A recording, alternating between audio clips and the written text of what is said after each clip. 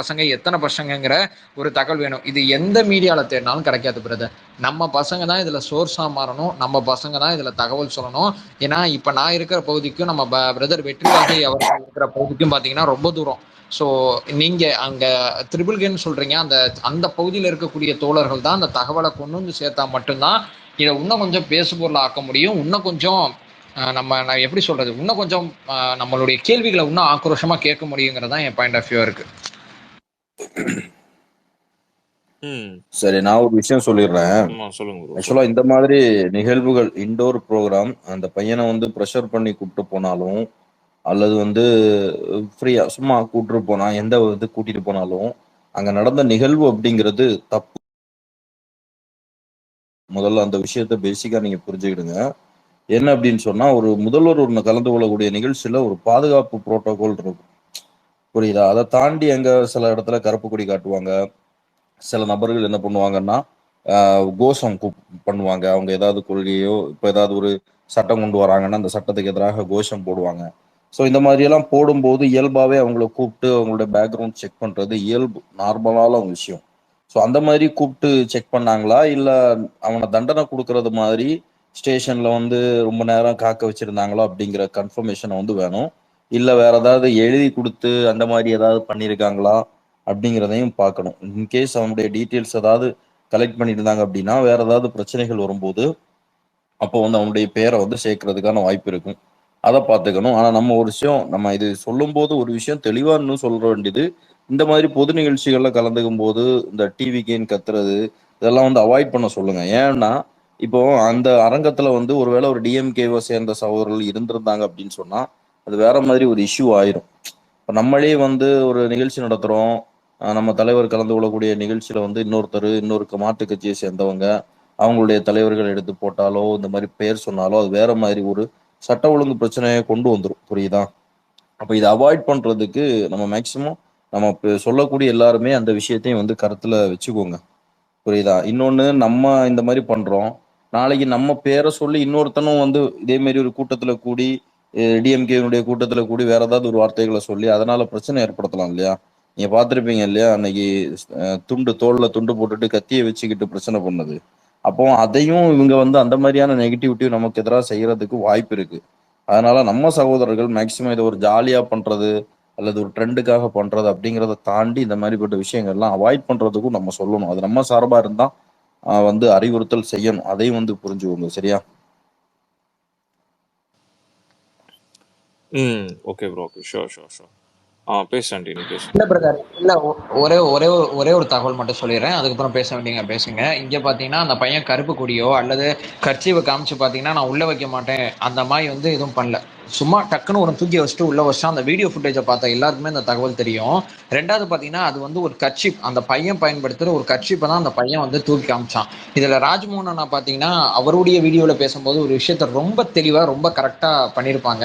ஒரு பையனை உள்ள விட போறீங்க, முதலமைச்சர் பங்கேற்கிற நிகழ்ச்சி, அந்த பையன்ட்ட என்ன மாதிரி விஷயங்கள் இருக்கு, எந்த மாதிரி இதெல்லாம் இருக்குங்கிறத நீங்க செக் பண்ணி தான் உள்ள விடணும். ஒருவேளை அந்த பையனை நான் ஆதரிக்கல பிரதர், அந்த பையனுக்கு நடக்கிற விஷயத்தை தான் நான் எதிர்க்கிறேன். அந்த பையனோட செயல்பாடு அப்படிங்கிறது கண்டிப்பா வந்து இதை தவிர்த்திருக்கலாம். ஆனா இது பெரிய ஏதோ தேச துரோகம் மாதிரியும் ஏதோ வந்து இதெல்லாம் செய்ய முடியாத தப்பு மாதிரியும் இவங்க காவல்துறை வந்து நடந்துக்கிறாங்கல்ல, இந்த போக்கை தான் நம்ம அத்தனை பேருமே கண்டிக்கிறோம் அப்படிங்கிறதா நம்மளுடைய எண்ண ஓட்டமா இருக்கு.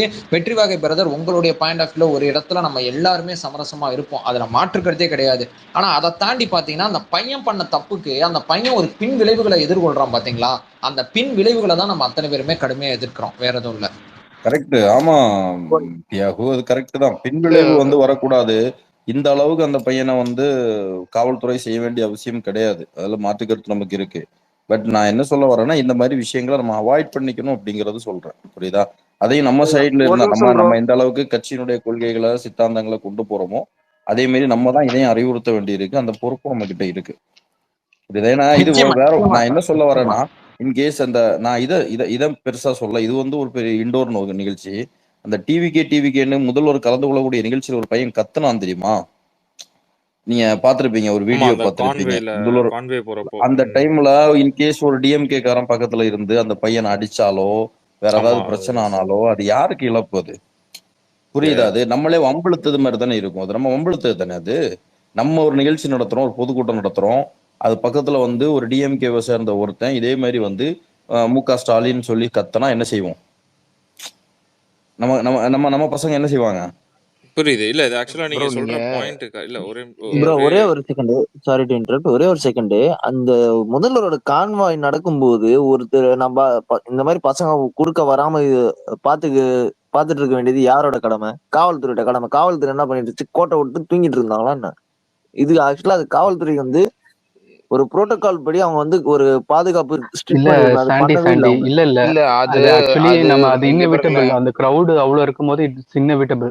பட் இப்போ அதே இல்ல இல்ல இடத்துல அந்த வந்து அந்த ஒருத்தன் வந்து பிரச்சனைக்கு தான் இருங்க பேசுறதுக்காக ப்ரோ தான் ரொம்ப நேரம் வெயிட் இல்ல பண்ணிட்டு ப்ரோ இருக்கேன். வர ஆலன் ப்ரோ ப்ரோ அது எப்படி ஆலன் நம்ம ப்ரோ சொல்ல முடியும் ப்ரோ? அவன் ஃப்ரண்ட் சீட்ல உட்கார்ந்து இருக்காங்க, அவர் எடுத்து காமிக்க போறாருங்கிறது தெரியும். அது வந்து இது இவ்ளோ பெரிய இஷ்யூ ஆக வேண்டிய தேவையே இல்ல.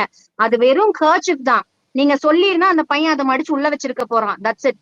இன்னொன்னு என்னன்னா, நீங்க இதுல காமிக்கிற முனைப்பு, அதாவது இந்த பையனை வந்து நீங்க வந்து அரெஸ்ட் பண்ணும், வைக்கணும், ஒரு அரை நாள் வைக்கணும், ஹாஃப் டே வைக்கணும், ஈவினிங் வைக்கணும் அப்படிங்கறத விட பல பிரச்சனை நடந்துட்டு இருக்குது. தமிழ்நாட்டுல ஏகப்பட்ட பிரச்சனை நடந்துட்டு இருக்கு. ஒரு குழந்தைக்கு பாலியல் வன்கொடுமை நடக்குது, ஒரு பெண்ணுக்கு பாலியல் வன்கொடுமை நடக்குது, கஞ்சா அபின் அது இதுன்னு ஏகப்பட்ட ட்ரக்ஸ் வந்து இப்போ சரௌண்டிங்ல இருக்கு. இதுலயே அவங்க இன்ட்ரெஸ்ட் வர மாட்டேங்குது. ஒரு பையன் கர்ச்சீப்பை காமிச்சதுல வர உங்களோட முனைப்பு வந்து ஏன் இந்த மாதிரி விஷயத்துல வர மாட்டேங்குதுங்க என்னோட கேள்வி இந்த இடத்துல.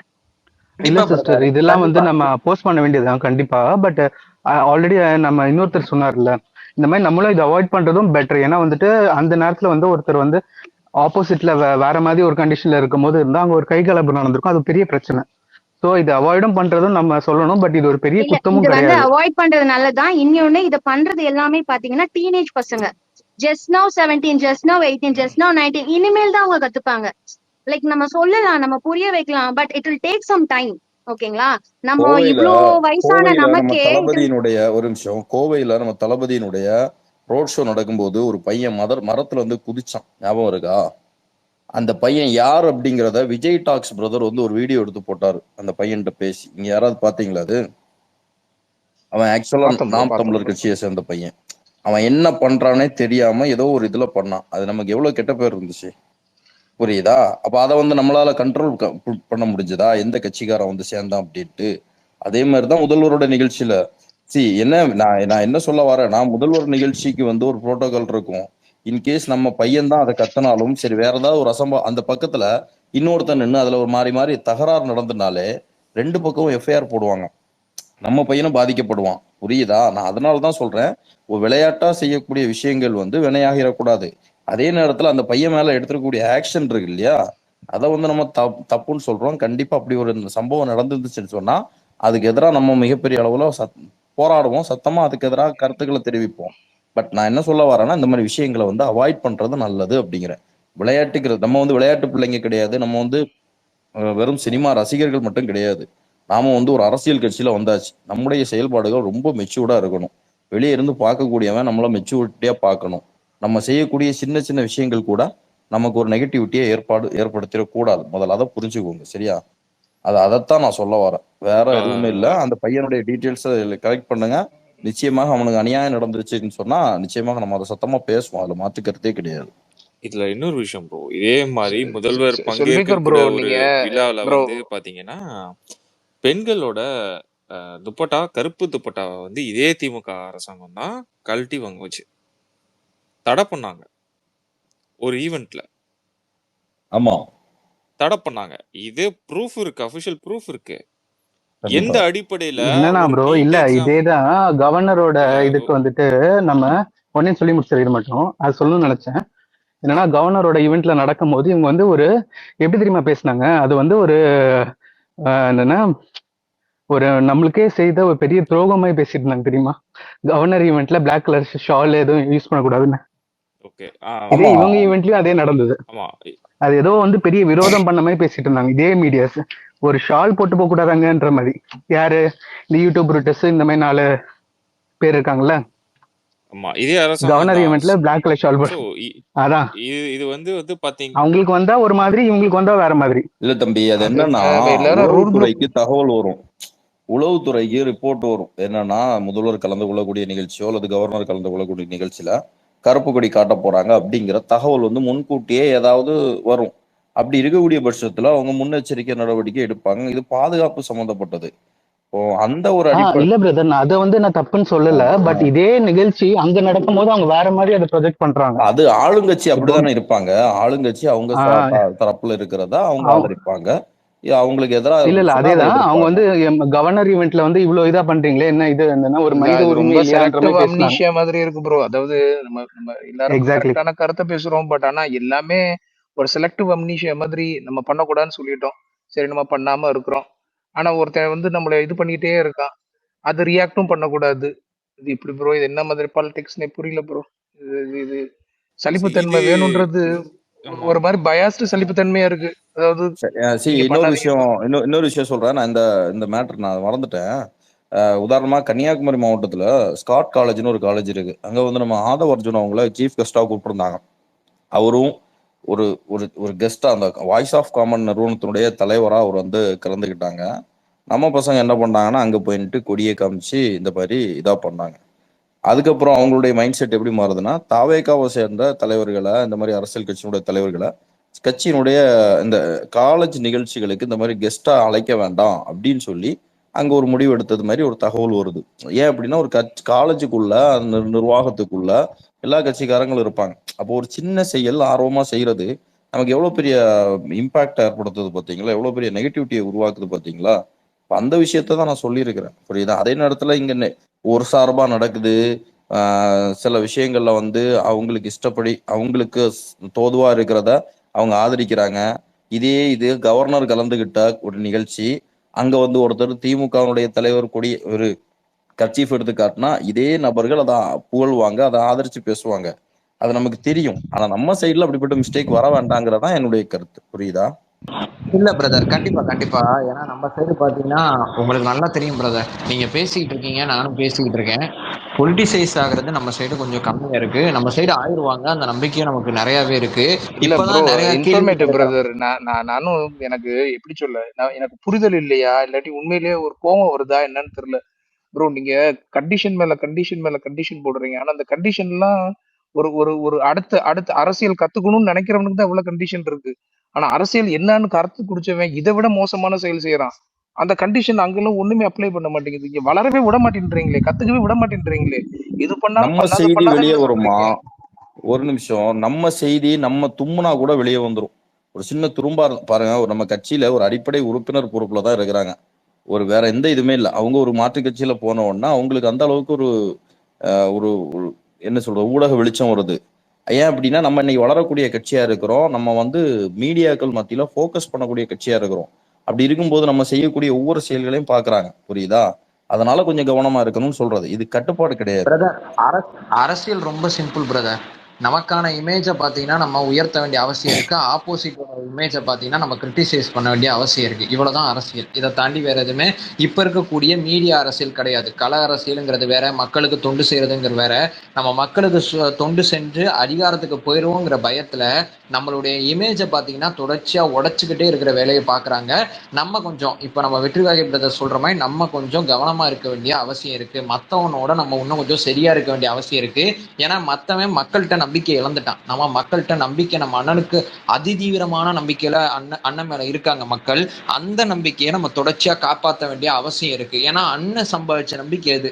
அந்த நம்பிக்கையை பார்த்தீங்கன்னா எங்கேயோ தெருமுனையில இருக்கிற யாரோ ஒரு தாவேக்கா தொண்டனோ தோழனோ செய்யற சின்ன தப்பை பார்த்தீங்கன்னா நீங்க வந்து எப்படி சொல்றதுன்னா, இந்த நமக்குள்ளேயே இந்த ஐடிவிங்களை பேசிட்டே இருக்கிறதுனால விஷயம் தெரியல பிரதர். நான் வந்து நமக்குள்ளேயே பேச மாட்டேன். நம்மளை தாண்டி என் பக்கத்து வீட்டுல இருக்கிறவங்க, எனக்கு என் கூட தொழில் செய்யறவங்க, எல்லா தரப்பான ஆடியன்ஸ்டையும் நான் போய் பேசுறேன்.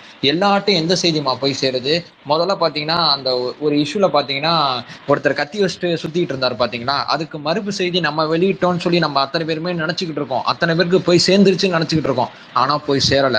ஆனா அந்த கத்தியை வச்சுட்டு ஒருத்தன் சுத்திக்கிட்டே இருந்தான் பாத்தீங்களா, அந்த செய்தி என்னப்பா உன் கட்சியில இப்படித்தான் இருக்காங்க போல அப்படிங்கிற ஒரு கொஸ்டினை கேட்கிறாங்க. அதுக்கப்புறம் நான் எத்தனை பேரை என் போன்ல இருக்கிற தகவலை காமிச்சு இங்க பாருங்க அவருக்கு எங்க கட்சிக்கும் சம்மந்தம் இல்லை அப்படின்னு நான் எத்தனை பேர்ட்ட சொல்ல முடியும்? அவர் பாத்தீங்கன்னா நேற்று என்ன சொல்றாரு, நாங்க ஒரு 30 பேர் ஒரு இடத்துல உட்காந்து டிஸ்கஸ் பண்ணோம். எங்கள்கிட்ட என்னன்னா திமுக அதிமுக சரியில்லைன்னு நினைச்சா நான் இந்த தாவேக்கால இருக்கிறவங்களும் இப்படி பண்றாங்களே அப்படிங்கிற இந்த பொய் செய்தி ஆழமா போய் சேர்ந்துருது பிரதர். நல்லா கவனிச்சு பாக்குற அத்தனை பேருக்கு தெரியும். அதனாலதான் வெற்றிவாகை பிரதர் என்ன சொல்றாரு, நம்ம எடுத்து வைக்கிற ஒவ்வொரு அடியும் முக்கியமா இருக்கணும். ஏன்னா நம்ம தும்முனா தும்முனா கூட செய்தி ஆயிடுது. அது பொய் செய்தி உண்மை செய்தி அது ரெண்டாவது. நம்ம மறுப்பு செய்தி வெளியிடுறோம், நம்ம அது இல்லைன்னு சொல்லி யூடியூப்ல உட்காந்து கத்துறோம், நம்மளாம் ஒரு பக்கம் நம்ம ஒரு வேலை பார்க்குறோம், ஆனா களத்துல வேற ஒன்று சேருதுங்கிறது தான் நான் இங்க பதிவு செய்யணும்னு நினைக்கிறேன். இது ஒன்றும் இல்லை பிரதர், இங்க உட்காந்து நான் வீடியோ பண்ணிட்டு இருக்கேன், என் எய்த்த வீட்டில் இருக்கிறவருக்கு இந்த செய்தி போய் சேரல. என் எய்த்த வீட்டுல இருக்கிறவரே நான் வந்து எப்படி சொல்றதுன்னா, ஆமா இது கிடையாதுங்க இதுங்க, நான் வீடியோ போட்டு 2 நாள் ஆச்சு அந்த செய்திக்கு. என் எய்த்தாப்புல இருக்கிற நபருக்கு பாத்தீங்கன்னா அந்த பொய் செய்தி தான் ஆழமா போய் சேருதுங்கிறது தான் இங்க தலைவர் சொல்றாரு. அதுதான் சாரி இவரு நம்ம வெற்றிவாய பிரதர் சொல்றாரு, தும்முனா கூட இங்க செய்தி ஆகுதுங்கிறது தான் இங்க ரொம்ப முக்கியமானதுன்னு சொல்றேன். ப்ரோ இன்னைக்கு அந்த பசங்களை ஹராஸ் பண்ண வந்து ஒரு மெசேஜ் சொல்ல விரும்புறாங்க கண்டிப்பா. ஏன்னா இது ஸ்டாலின் போற இடத்துல எல்லா இடத்துலயும் இது தொடரும் அப்படிங்கிற மாதிரி நம்ம பசங்க திரும்ப திரும்ப பண்றத இது பண்ணினீங்கன்னா இதுதான் நடக்கும் அப்படிங்கிற மாதிரி அவங்க நமக்கு மெசேஜ் சொல்ல வராங்க. கண்டிப்பா அதுதான் இதுல நடந்திருக்கு, அந்த பசங்களை பண்ணினது. இதை நிறுத்திக்கிறதும் நல்லது தான். இது நிறைய இடத்துல பிரச்சனைகளை கொடுக்கும். நாளைக்கு நம்ம ஒரு இடத்துல கூட்டம் போடும்போது அவங்க வருவாங்க, இது தேவையில்லாம கைகளை வரைக்கும் போயிடும்.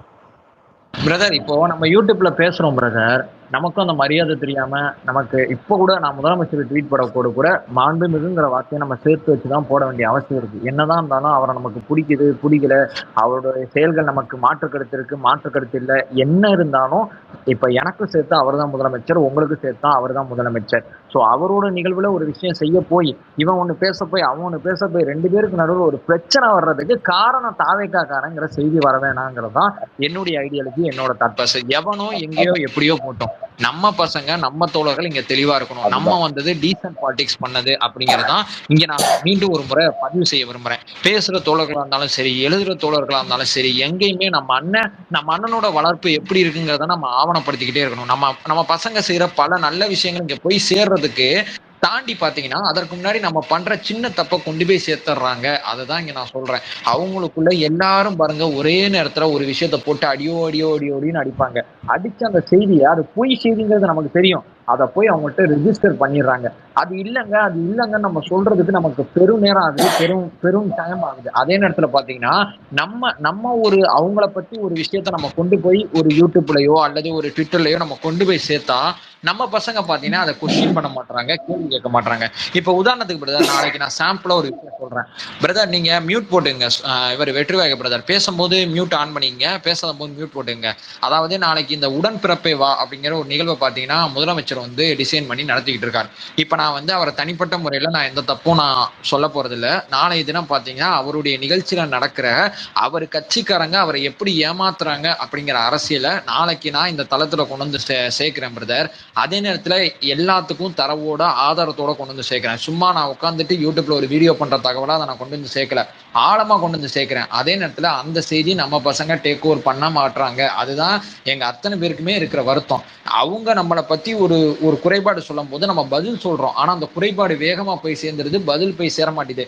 நம்ம எத்தனை நாள் தான் பதில் சொல்லிட்டே இருக்குது. நான் கொஸ்டின் கேட்கிறேன், எனக்கு சப்போர்ட் பண்ணுங்க, நம்ம அத்தனை பேரும் சேர்ந்து அந்த கொஸ்டினை கேட்போம். இங்கே முதலமைச்சர் ஏமாற்றப்படுறார், சொந்த கட்சிக்காரங்களுக்குள்ளே இந்த நிகழ்வு நடக்குது, முதலமைச்சருக்கு வெளி உலகம் தெரியாம இருக்கு அப்படிங்கிற அந்த விமர்சனத்தை நான் முன்வைக்கிறேன். இங்க சப்போர்ட் பண்ணுங்கன்னா அங்க சப்போர்ட் நடக்க மாட்டேது பிரதர். அது யூடியூப்பா இருந்தாலும் சரி, ட்விட்டரா இருந்தாலும் சரி. ஆப்போசிட் காரனுக்கு நம்ம பதில் சொல்றது அவசியம் தான், பதில் சொல்லிக்கிட்டே இருக்கிறது நம்ம வேலை கிடையாது. திமுகவுக்கு பதில் சொல்றது வேலை கிடையாது, திமுக அரசை கேள்வி கேட்கறது தான் நம்மளுடைய பிரதானமான வேலை. நம்ம அண்ணன் அதை ஒரு பக்கம் அவருடைய அறிக்கைகள் மூலமா எடுத்து பேசிட்டு இருக்காங்க, செஞ்சுக்கிட்டு இருக்காங்க. மனசை தொட்டு சொல்லுங்க, இன்னைக்கு ஆதவ் அர்ஜுனா அவர்கள் பாத்தீங்கன்னா ஒரு அறிக்கை வெளியிட்டு இருக்காங்க. எவ்வளவு பெரிய அறிக்கை, எவ்வளவு முக்கியமான அறிக்கை. நாளைக்கு நான் யூடியூப்ல உட்காந்து அதை கத்துறேன், கொண்டு போய் சேர்க்கிறேன், எவ்வளவு தூரம் போய் சேர்க்க முடியும்? வெற்றிவாகை பிரதர் ஒரு யூடியூப் சேனல் வச்சிருக்கிறதுனால அவருக்கு இந்த வலியும் வேதனையும் நல்லா தெரியும்.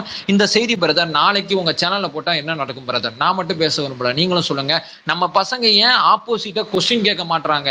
ஏன் நம்ம மேல வைக்கிற விமர்சனத்துக்கு மட்டும் உட்கார்ந்து பதில் சொல்றது மட்டும் நம்ம வேலை கிடையாது? நம்ம என்னைக்கு கேள்வி கேட்க போறோங்கிறதான் என்னுடைய வருத்தமும் கோவமும் அவருக்குன்னு நான் சொல்றேன். கோவங்கிற வார்த்தையை நான் தெரிஞ்சுதான் பயன்படுத்துறேன்.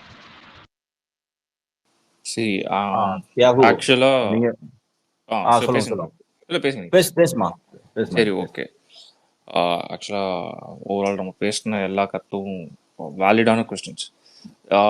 மார்னிங்கே வந்து இந்த இஷ்யூ வந்து நேற்று நடந்த இன்சிடெண்ட்டை பற்றி நான் கூட ஸ்பேசஸில் ஒரு 3 ஸ்பேசஸில் நான் பேசியிருப்பேன். என்னென்னா சிஎம்மோட கான்வே போறப்போ அங்க நம்ம பையன் வந்து ஆர்ஓபிங்க வந்து டிவிக்கேன்னு கத்துறது வந்து அவனுக்கு ஒரு எந்தோஸ் தரும். லைக் அவன் யங்ஸ்டர்ஸ் அவன் அந்த மாதிரி கத்தி அதை ரீல்ஸா போடும்போது he knows it will get a boom. அவனுக்கு வந்து வியூஸ், லைக்ஸ், ஷேர்ஸ், அவனோட ஐடி ரீச் ஆகும். இந்த மாதிரி ஒரு தாட்ஸ் இருக்கும். அதுவும் தாண்டி டிவிக்கேன்றது வந்து எல்லா யங்ஸ்டர்ஸ்க்கும் இப்போ வந்து பார்த்தீங்கன்னா they become part of a life மாதிரி நான் பார்க்குறேன். ஸோ எங்கே போனாலும் அந்த டிவிகே கல்ச்சர்ஸை வந்து டெவலப் பண்ணிட்டு இருக்காங்க. லைக் இந்தியன் டீம் மாதிரி நான் சொல்லுவேன். இப்போ எப்பயுமே பார்த்தீங்கன்னா ஒரு லீக் நடக்குதுன்னா we will support for India. இப்போ ஐபிஎல் லீக் நடக்குதுன்னா Chennai. So it's completely now it's going to political league. இப்போ இந்த 12 சீசன் இப்போ போற எல்லா சீசனுமே வந்து இது பொலிட்டிக்கல் லீக். ஏன்னா பொலிட்டிக்கல் தான் இங்க ஓவராலா தமிழ்நாட்டில் ரொட்டேட்டிங்கா இருக்கு. ஸோ பசங்கள்லாம் ரொம்ப எந்தூஸா இருக்காங்க. இன்னும் வந்து பாத்தீங்கன்னா Thalapathy is one of the part of life for each and every fans. ஃபேனா இருக்கிற பசங்களுக்கு எல்லாருமே தளபதி வந்து ஒரு part of life.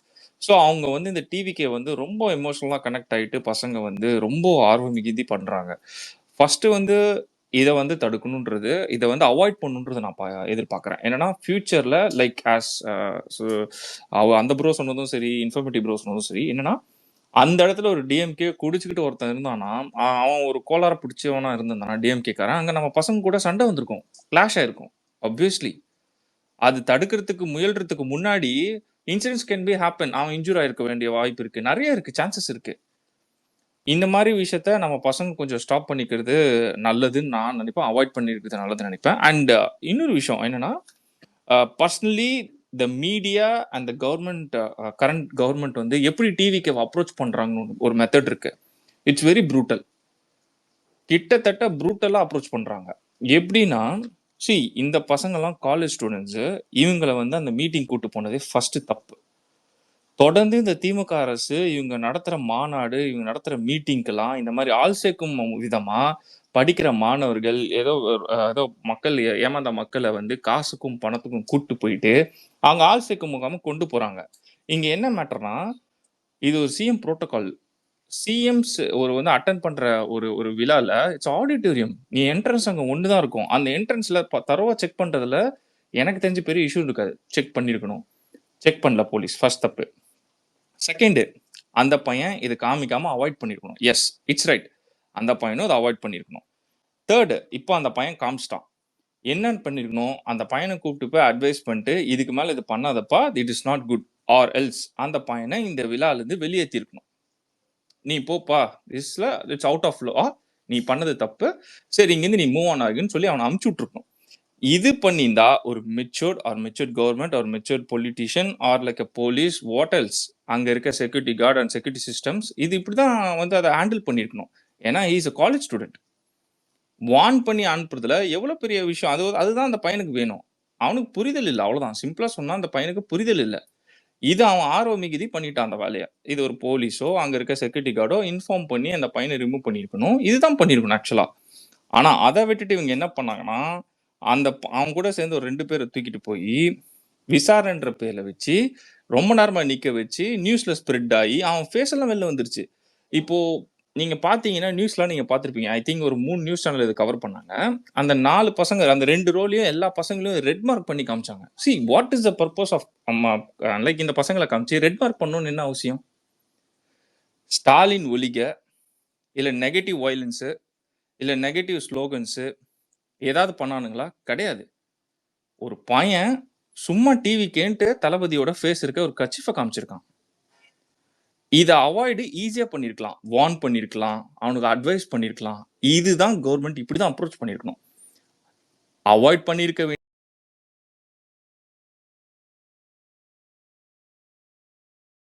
Final, last and ஃபைனலா இருக்கணும். இந்த பையனை வந்து எடுத்துக்காட்டா எல்லாருக்கும் நம்ம லெசன் சொல்லணும்னு சொல்லிட்டு தே டார்ச்சர்ட் ஹிம். இந்த டார்ச்சருக்கு முன்னாடி நான் சொன்ன சீனரி நடந்திருந்ததுன்னா நம்ம எல்லாருமே சைலண்ட் ஆயிட்டு இனிமேட் நம்ம பசங்களுக்கு பண்ண வேணாம்னு சொல்லிட்டு அட்வைஸ் கொடுத்துட்டு நம்ம போயிருக்கலாம். ஆனா இந்த பண்ண வேண்டிய பையனை இவங்க டார்ச்சர் பண்ணனால தான் இப்போ நம்ம எல்லாம் இங்க பேசிட்டு இருக்கோம். இந்த சினாரியோல நம்ம பசங்க இனிமேட் அவாய்ட் பண்ணிக்கிறது நல்லது. And this government approaching TVK right no கரண்டா ப்ரூட்டலா இருக்கு. எது பண்ணாலும் தப்பு சொல்றது, எது பண்ணாலும் ப்ரூட்டல் அட்டாக் பண்றது. ஒரு படிக்கிற பையன் லைஃப் நீங்க ஒரு நாள் ஃபுல்லா உட்கார வச்சு போலீஸ் ஸ்டேஷன் கூட்டு போய் வேண்டிய அவசியம் என்ன? வாட் இஸ் லா? அதுல என்ன லா இருக்கு? அவன் என்ன தப்பு பண்ணிட்டான்? ஒரு ஸ்லோகன் சொன்னானா, இல்ல கருப்பு கொடி காமிச்சானா, இல்ல என்ன பண்ணிட்டான்? ஜஸ்ட் அங்க பசங்க ஃபன் பண்றாங்கப்பா. எத்தனையோ பசங்க படிக்கட்டுல தொங்கிட்டு போறாங்க. உயிருக்கு ஆபத்தான நிலையில தொங்கிட்டு போறாங்க. கத்திய தூக்கி சண்டை போடுறாங்க. அந்த மாதிரி பசங்க விஷயத்துல தடுக்காத இந்த கவர்மெண்ட், வேடிக்கை பார்த்துட்டு இருக்க கவர்மெண்ட், சடனா இன்னைக்கு ஒரு பையனை இப்படி காமிச்சிட்டான்னு கொண்டு போய் நீ வந்து அரெஸ்ட் பண்ணி, நீ அரெஸ்ட் மீன்ஸ் லைக் அவனை வித்தவுட் எனி கேஸ் அவனை தூக்கிட்டு போய் போலீஸ் ஸ்டேஷன்ல ஆஃப் டே வச்சிருக்கீங்கன்னா இட்ஸ் அவுட் ஆஃப் லா. லாவே இல்ல. இதுல எங்க போச்சு மனித உரிமை? ஒரு ஜென்ரலா ஒரு பையன் பண்ண தப்ப அட்ரஸ் பண்ணி நீ அவனுக்கு கைட் பண்ண வேண்டிய கவர்மெண்ட் இப்படி மிஸ்லீட் பண்ணி இவனை வந்து டார்ச்சர் பண்ணிருக்குன்னா, இது எல்லாரும் இங்க ஆப்போசிட்ல இருக்க எல்லாருக்குமே இது ஒரு வார்னிங் மாதிரி தான் இந்த கவர்மெண்ட் கொடுக்க பாக்குது. இனிமேட் இப்படிதான் நீங்க இருக்கணும்ப்பா அப்படின்ட்டு. So both side we have a fault in future. TVK boys and like நம்ம கேடர்ஸ் கிட்ட சொல்ல வேண்டியது என்னன்னா, please avoid this kind of circumstance. இந்த மாதிரி விஷயத்த நம்ம வந்து அவாய்ட் பண்ணிக்கிறது நல்லது. ஏன்னா அந்த டைம்ல திமுக காரன் எவனோ ஒருத்தன் கோளாறு பிடிச்சவன் இருந்தானா அடிதடி போய் நிற்கும். இது வேணா அவாய்ட் பண்ணுங்க. And finally warning for this government. ஒரு காலேஜ் ஸ்டூடெண்ட்டை வார்னிங் கொடுத்து அப்ரோச் பண்ண வேண்டிய கவர்மெண்ட் இப்படி கூப்பிட்டு வச்சு ப்ரூட்டெல்லாம் வந்து த்ரெட்டன் பண்ற மாதிரி பண்றது கண்டிப்பா ஒத்துக்க முடியாத செயல். அப்படி அவன் என்ன தப்பு பண்ணிட்டான்? ஒரு செக்ஷுவல் ஹராஸ்மெண்ட் கொடுத்த ஞானசேகரனே ஃபர்ஸ்ட் டே அரெஸ்ட் பண்ணி விட்டுட்டு நெக்ஸ்ட் டே தான் நீங்க அரெஸ்ட் பண்ணிருக்கீங்க. இப்படி லா கெட்டு போய் கிடக்குது இந்த ஊரு ஃபுல்லா. கம்ப்ளைண்ட் கொடுத்த பொண்ணு மேலேயே திருப்பி நீங்க வந்து கம்ப்ளைண்ட்டை ரைஸ் பண்ற மாதிரி, அந்த பொண்ணை போய் நீங்க டார்ச்சர் பண்ற மாதிரி எல்லா விஷயமும் டே டு டே லைஃப்ல விமெனுக்கு அகேன்ஸ்டா அந்த போலீஸ் ஸ்டேஷன்ல எல்லாமே நடக்குது. This government using the police for the like எப்படி சொல்லுவாங்கன்னா ஒரு கட்ட பஞ்சாயத்து பண்ற மாதிரி யூஸ் பண்ணிக்கிறாங்க. ஸோ இது கம்ப்ளீட்டா அவாய்ட் பண்ணும். பேசுங்க ப்ரோ நீங்க யாராவது. மான்ஸ்டர் சொன்ன மாதிரி இவங்க வந்து ப்ரூட்டல் அட்டாக் பண்றது மட்டும் இல்லாம எல்லாருக்கும் வார்னிங் கொடுக்குறாங்க ஃப்ரம் த வெரி பிகினிங். நீங்க பாத்தீங்கன்னா நம்ம லேடிஸ் எல்லாம் வந்து அந்த துண்டு பிரசுரம் வந்து கொடுத்துருப்பாங்க. அங்கேயே அவங்க அதை தான் பண்ணாங்க. இந்த 5 லேடிஸை பிடிச்சி உள்ள வச்சா இனி யாரும் வெளியே வரமாட்டாங்கன்னு அவங்க எக்ஸ்பெக்ட் பண்ணாங்க. பட் அங்க நடந்ததே வேற. அவங்க 5 பேர்த்த பிடிச்சாங்க. But all over the Tamil Nadu எல்லா லேடிஸும் அதுக்காக போராடினாங்க.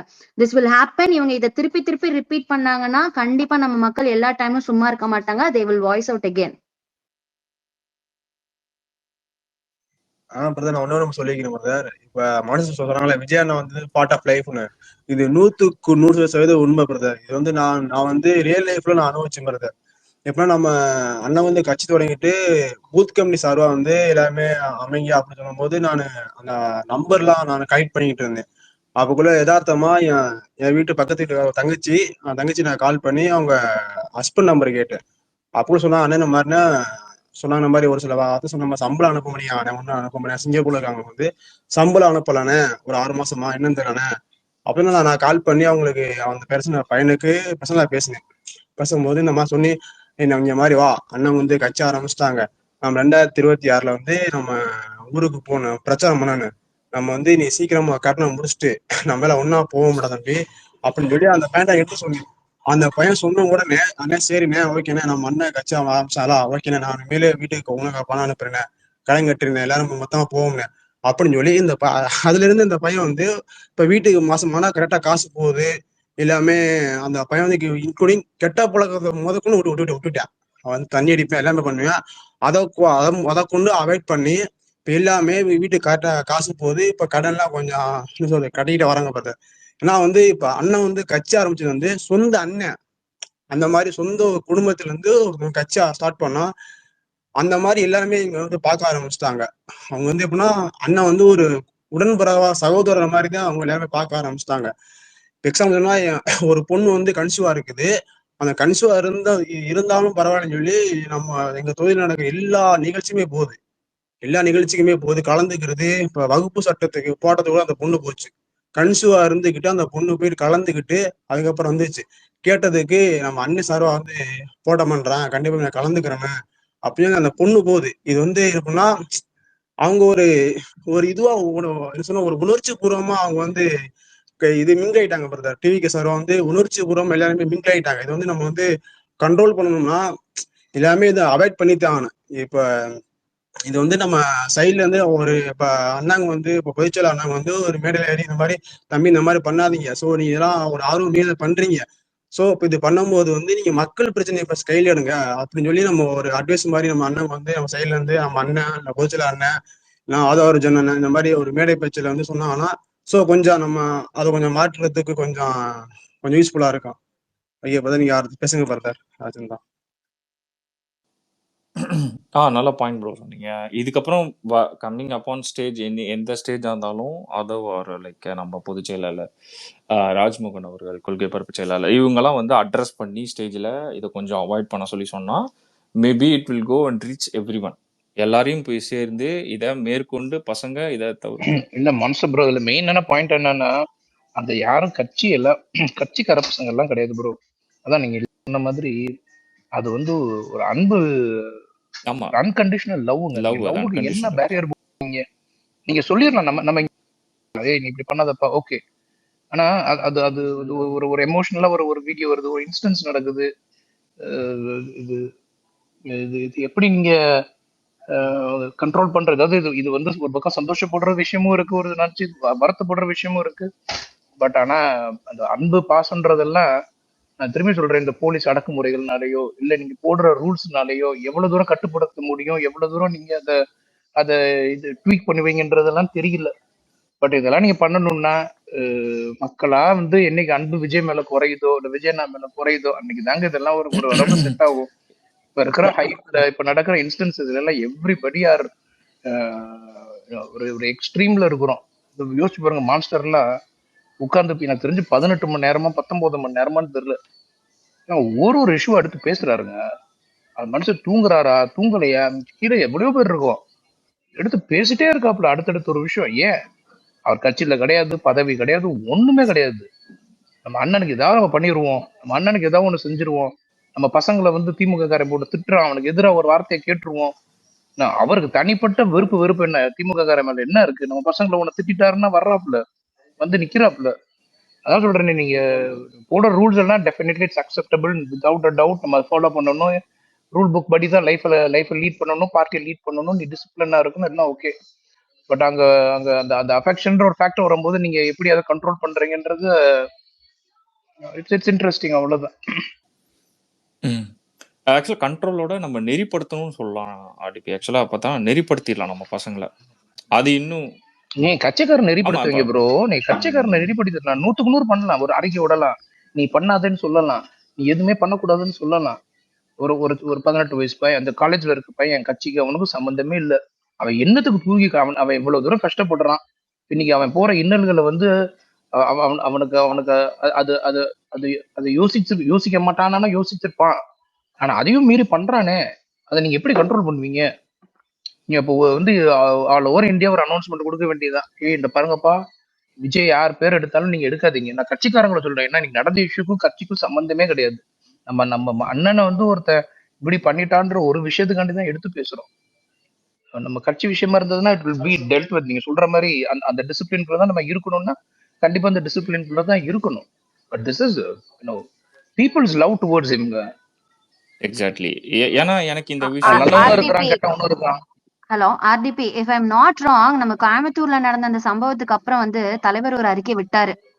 இன்ஃபேக்ட் யாரும் இந்த மாதிரி பண்ணாதீங்க, ஃபாலோ பண்ணாதீங்க, மேல இருந்து குதிக்காதீங்கிற மாதிரி ஒரு அறிக்கை வந்துச்சு. பட் த நெக்ஸ்ட் டைம் மதுரையில இட் ஜஸ்ட் ஹேப்பன்ட், திருப்பி நடக்கும். Everything is because of love. அதுதான் உண்மை. அவர் மேல இருக்கிற அதீதமான ஒரு லவ் தான் இதுக்கெல்லாம் காரணம். நம்ம சொல்லலாம், கண்ட்ரோல் பண்ணலாம், but I don't know whether how it is possible அப்படிங்கறத வந்து கன்ஃபார்மா நம்ம சொல்ல முடியாது. கரெக்டா சொன்னீங்க. அங்க இருந்த பாதி பேர் பாத்தீங்கன்னா கட்சிக்காரங்களே கிடையாது. இல்ல பிரதர், ஒரே ஒரு விஷயம், அதீத அன்புங்கிறது தான் அண்ணனுக்கு இருக்கக்கூடிய பெரிய பிளஸும், அதுதான் இப்ப இருக்கக்கூடிய கல சூழலுக்கு வராத ஒரு அந்த அதீத அன்பு இருக்கிறது தான். அந்த அன்பு வந்து அவர் வந்து அந்த அதீத அன்புல இப்போ மதுரைக்கு வரும்போது அவரு அந்த அதீத அன்பை வச்சு டென்ஷனாலாம் வரல. அவர் எவ்வளவு கூலா எவ்வளவு அழகா அப்படியே ஜம்ப் பண்ணி நான் மதுரைக்கு வந்துட்டேன் அப்படின்னு சொல்லி அதாவது தாவேக்கால இருக்கிற பேசுறவன் அதெல்லாம் பின்னாடிலாம் தள்ளி வச்சுட்டு ஆஸ் அ ஃபேனா பாத்தீங்கன்னா அண்ணனோட அந்த ஆட்டிடியூட் இருக்கு பாத்தீங்களா, அந்த ஆட்டிடியூட எவ்வளவு தூரம் நம்ம லைக் பண்ணோம், எவ்வளவு தூரம் அதை அண்ணன் அவ்வளோ காமன் கூலா இருக்கிறத பார்க்கும்போது நமக்கு அவ்வளோ சந்தோஷமா இருந்துச்சு அப்படிங்கிறத நான் அங்கே பதிவு செய்ய விரும்புறேன். பட் இருந்தாலும் அதுக்கப்புறம் அடுத்தடுத்த சினாரியோ பார்க்கும்போது அந்த மனுஷனுக்கு எவ்வளோ கஷ்டமா இருக்கும். ஒரு தடவை பார்த்தீங்கன்னா நெல்சன் அவர்களோட ஒரு இன்டர்வியூ கொடுக்கும்போது பாத்தீங்கன்னா ஓட் போட்டு வரும்போது அண்ணா பாத்தீங்கன்னா தன்னுடைய கையில வந்து நிறைய சிராய்ப்பு நடந்தது, நிறைய விஷயங்கள் நடந்தது அப்படிங்கிறத அண்ணன் பாத்தீங்கன்னா அந்த இன்டர்வியூ வந்து பேசியிருப்பாங்க. அந்த சைக்கிள் விஷயத்தை பத்தி பேசும்போது பேசியிருப்பாங்க. இந்த அதீத அன்பால அண்ணனுக்கு அது ஒரு பாதிப்பு இல்லாம நம்ம கொஞ்சம் ஒரு ஒரு மெச்சூரிட்டி லெவலோட அதை கொஞ்சம் ஹேண்டில் பண்ண ஆரம்பிச்சோம்னாவே நம்ம பேச பேச பேச பேச தான் அந்த பக்குவத்துக்கு நம்ம வருவோம். தொடர்ச்சியா பேசுவோம். இந்த பையன் இஷ்யூவை நம்ம வந்து நம்ம ரொம்ப தெளிவா இன்ஃபர்மேட்டிவ் இருக்கும், பிரதர், ரொம்ப தெளிவா இருக்கும். we are 100% aligned with you. நான் திரும்பி சொல்றேன் ப்ரோ, நீங்க சொன்ன பாயிண்ட் எங்கேயுமே டிஃபர்லாம் அவ்வளவு 100% everybody is align with you. நீங்க சொல்றதெல்லாம் வந்து அதான் சொல்றேன், ரூல் புக் படி நீங்க பெர்ஃபெக்டா இருக்க சொல்றீங்க bro. But no, you're also human, I am also human. நீங்க அந்த அந்த அந்த மொமெண்டம் அதான் சொல்றேனே, அது நீங்க திடீர்னு வான்னு சொன்னாலும் வர விஷயமே இல்லை ப்ரோ. It needs இல்ல time. அது Everybody has to evolve. Everybody has to learn. அதேதான் ப்ரோ. அவரும் சொல்ல என்ன சொன்னா, இட் வில் டேக் டைம். ஆனா நம்ம பேச ஆரம்பிச்சிருது நல்லதுன்றாரு. இப்போ நம்ம ஸ்டார்ட் பண்ணிட்டோம்னா லைக் நாளடைவுல வந்து பாத்தீங்கன்னா ஒரு 6 to 7 months or like it will take a one before election வரையும் போகும்போது உங்களுக்கு வந்து Absolutely, நாளடைவுல absolutely, செதுக்கிடலாம் absolutely. அப்படின்றாரு. யா பிரதர் ரொம்ப சிம்பிள் பிரதர். நம்ம எல்லாரும் ஒரு காலகட்டத்தில் என்ன பேசுவோம், படத்தோட ட்ரெய்லரு ட்ரீசர் அந்த அப்டேட் பேசிட்டு இருக்கோம். நேற்று எனக்கு டிஎம்ல வந்த நிறைய மெசேஜ் என்ன தெரியுமா, பிரதர் செயற்குழுன்னு சொல்றாங்களே அப்படின்னா என்ன, செயற்குழுல என்ன பண்ணுவாங்க, எதை பத்தி டிஸ்கஸ் பண்ணுவாங்க, பார்ட்டியோட செயற்குழுவோட அந்த அட்ரஸ் எனக்கு கொஞ்சம் தெளிவுபடுத்துங்க, பூத் கமிட்டி மாநாடுனா என்ன, ஏதோ கன்கரண்ட் லிஸ்ட்னு சொல்றாங்க. இதெல்லாம் எனக்கு தெரிஞ்சு பிரதர் அவங்களுடைய ஐடிஸ் யாராவது என்கிட்ட டிஎம்ல வந்து பேசும்போது அவங்க யாருங்கிறத நான் தேடி போனா ஒரு பக்கம் பாத்தீங்கன்னா ஃபேன்ஸ் சண்டை போட்டுட்டு இருந்தவங்க இன்னைக்கு பொலிட்டிக்கலா வந்து அண்ணன் ஒரு நிகழ்வுக்கு வரப்போறாரு 4ஆம் தேதி அன்னைக்கு எனக்கு என்ன விஷயம் இதுல நடக்க போகுது, என்ன மாதிரி விஷயங்கள் இதுல பேச போறாங்க, யார் யாரு போனா யார் யாரு போகக்கூடாது, இதுல இருக்கக்கூடிய விஷயங்கள் என்ன அப்படிங்கிறத கேட்க ஆரம்பிச்சிருக்காங்க பிரதர். அதாவது நேத்து வரைக்கும் நம்ம பசங்க அதை செய்யல, இன்னைக்கு நாளைக்கு நேத்து வரைக்கும் இதை செய்வாங்களாங்கிற அந்த செல்ஃப் டவுட் இருந்துச்சு. பொலிட்டிசைஸ் ஆவாங்களா, இவங்க கொஸ்டின் கேட்பாங்களா, சினிமா அப்டேட்டே போயிடுவாங்களா அப்படிங்கிற சில பயம்லாம் இருக்கும்போது இன்னைக்கு நான் இதை தெரிஞ்சுக்கிறேன். எனக்கு சொல்லு, நீ இல்லை நீ வந்து நான் ஒவ்வொருத்தட்டையும் என்ன சொன்னேன்னா, நான் ஒரு சில பேருக்கு அப்படியே டைப் பண்ணி மெசேஜ் அனுப்புறேன். ஒரு கட்டத்தில் பார்த்தீங்கன்னா இல்லை பிரதர் நாளைக்கு நான் வீடியோவை போட்டுறேன், நான் வீடியோவே கொடுத்துட்றேன், எடுத்து நான் வீடியோ போட்ட பிறகு என்கிட்ட கொஸ்டின் கேட்ட அத்தனை பேருக்கும் அந்த லிங்க் அனுப்புறேன். எனக்கு அவ்வளோ சந்தோஷம். பரவாயில்லப்பா, இவங்க செயற்குழு சார்ந்த சந்தேகங்களை கேட்க ஆரம்பிச்சிட்டாங்க. எங்க உங்களுக்கு சந்தேகம் வர ஆரம்பிக்குதோ, சந்தேகம் கேட்க ஆரம்பிக்கிறீங்களோ, அன்னைக்கு நீங்க ரீட் பண்ண ஆரம்பிப்பீங்க, அன்னைக்கு நீங்க படிக்க ஆரம்பிப்பீங்க, அன்னைக்கு நீங்க வந்து உங்களுக்கு இந்த அரசாங்கத்தோட விஷயங்கள் அத்தனையுமே புரிய ஆரம்பிக்கும். அதுக்கப்புறம் நீங்க கொஸ்டின் கேட்பீங்க. நீங்க கொஸ்டின் கேட்கிற காலகட்டத்துல முதல்ல நீங்க டவுட் கேட்க ஆரம்பிச்சாவே அடுத்த பாயிண்ட் ஆஃப் வியூல நீங்க கொஸ்டினுக்கு வந்துருவீங்க. ஸோ கண்டிப்பா ஒரு பெரிய நம்பிக்கை எனக்கு ஏற்படுச்சுன்னு சொல்றேன் நேற்றைய தினம். ஸோ அதுதான் இங்க நான் பதிவு செய்யணும்னு நினைக்கிறேன். இந்த இஷ்யூல பாத்தீங்கன்னா நம்ம ரொம்ப தெளிவா இருக்கோம். அந்த பையன் பண்ணது தப்பு தான், அதே நேரத்தில் அந்த பையனுக்கு நடக்கிறத ஏற்றுக்க முடியாது. ஸோ நம்ம ஐடிவிங்க இதை டேக் ஓவர் பண்ணிட்டாங்க. அடுத்தடுத்த ஸ்டெப்பு இதில் நடக்கும். வேற நம்ம பேச வேண்டிய மிக முக்கியமான டாபிக்ஸ் எல்லாமே பேசுங்க. ஏன்னா இதை பற்றி நம்ம எல்லாருமே ஜஸ்டிஃபை பண்ணி நம்ம அத்தனை பேருமே பேசிட்டோம். இதை சம்மந்தப்பட்ட சில புகார்லாம் கொடுத்துருக்காங்க அப்படிங்கிற விஷயம் போகுது. பின்னாடி நம்ம சைடில் பார்த்தீங்கன்னா வேற சில நிகழ்வுகளும் இந்த விஷயத்தில் நடக்குது. ஸோ இதை பற்றி யாரும் கவலைப்பட வேணாம். இதில் நடக்க வேண்டிய அத்தனையுமே நடக்கும். ஏன்னா நம்ம அத்தனை பேரோட இந்த சோசியல் மீடியால ஒருத்தர் ரொம்ப தீவிரமா இருக்காரு, அது நம்ம அண்ணன். சரிங்களா, நான் விஜய் அண்ணாவை சொல்றேன், அவ்வளவு தீவிரமா இருக்காங்க. சமீபத்துல கூட லயோலா மணி அண்ணா கூட ஒரு விஷயம் சொல்லியிருப்பாங்க. நான் வந்து இந்த மாதிரி வந்து நம்ம ஒத்த சீட்டுக்கு எதிராக நான் வந்து பேசும்போது அண்ணா வந்து என்னைய கரெக்ட் பண்ணாங்க, அந்த தலைவர் வந்து அவரை பேசி அவரோட தரத்தை தாழ்த்துக்கிட்டாங்க, நம்ம அப்படி பேச வேண்டிய அவசியம் கிடையாது. இல்ல தலைவரே, அவர் ரொம்ப கொச்சையா பேசிட்டார் குழந்தைங்களா, இருந்தாலும் லயனாமணியா இருக்கக்கூடிய நீங்க உங்க தரத்தை கீழே விட்டுறாதீங்க அப்படிங்கிற அட்வைஸ் பண்ணாங்க அப்படிங்கிற விஷயம் இருந்துச்சு. ஸோ பேசும்போது செயல் மூலமாகவும் எல்லாமே நம்ம ஒரு முகத்துக்கு கீழே வரோம். அந்த முகம் அந்த சமுதாயத்துல ஒரு பெரும் பெருமையை சம்பாதிச்சிருக்கு, பெரும் மக்கள் செல்வாக்கு கூட இருக்கு. அந்த முகத்துக்கு இன்ஃபர்மேட்டிவ் டைரியா இருக்கக்கூடிய நான் எந்த விதமான சேதாரத்தையும் ஏற்படுத்த மாட்டேன். ஸோ இந்த ஸ்பேஸ்ல இருக்கிற எத்தனையோ பேர் இருக்கீங்க, எனக்கு தெரிஞ்சு 92 பேர் இருக்கீங்கன்னு நினைக்கிறேன். ஒருத்தர் கூட அந்த முகத்துக்கு எந்த விதமான சேதாரமும் இந்த எலெக்ஷன் தாண்டியில எப்போதுமே நடக்காதுங்கிற ஒரு கமிட்மெண்டோட உங்க ஒர்க்கை நீங்க ஆன்லைன்ல பாத்தீங்கன்னா, ட்வீட் பண்ணீங்கன்னா, ரீட்வீட் பண்ணீங்கன்னாவே இங்க எந்த பஞ்சாயத்துமே வராது. நீங்க செய்யறது எங்கேயோ உட்கார்ந்து இருக்கிற நம்ம அண்ணனுக்கு பெரிய பாதிப்பை ஏற்படுத்தும். அதை மனசுல வச்சு ஒவ்வொரு விஷயத்தையும் பேசுங்க, ஒவ்வொரு விஷயத்தையும் எழுதுங்க, ஒவ்வொரு விஷயத்தையும் கொண்டு போய் சேருங்கிறதா என்னுடைய பெரிய ரிக்வெஸ்டா இருக்கு.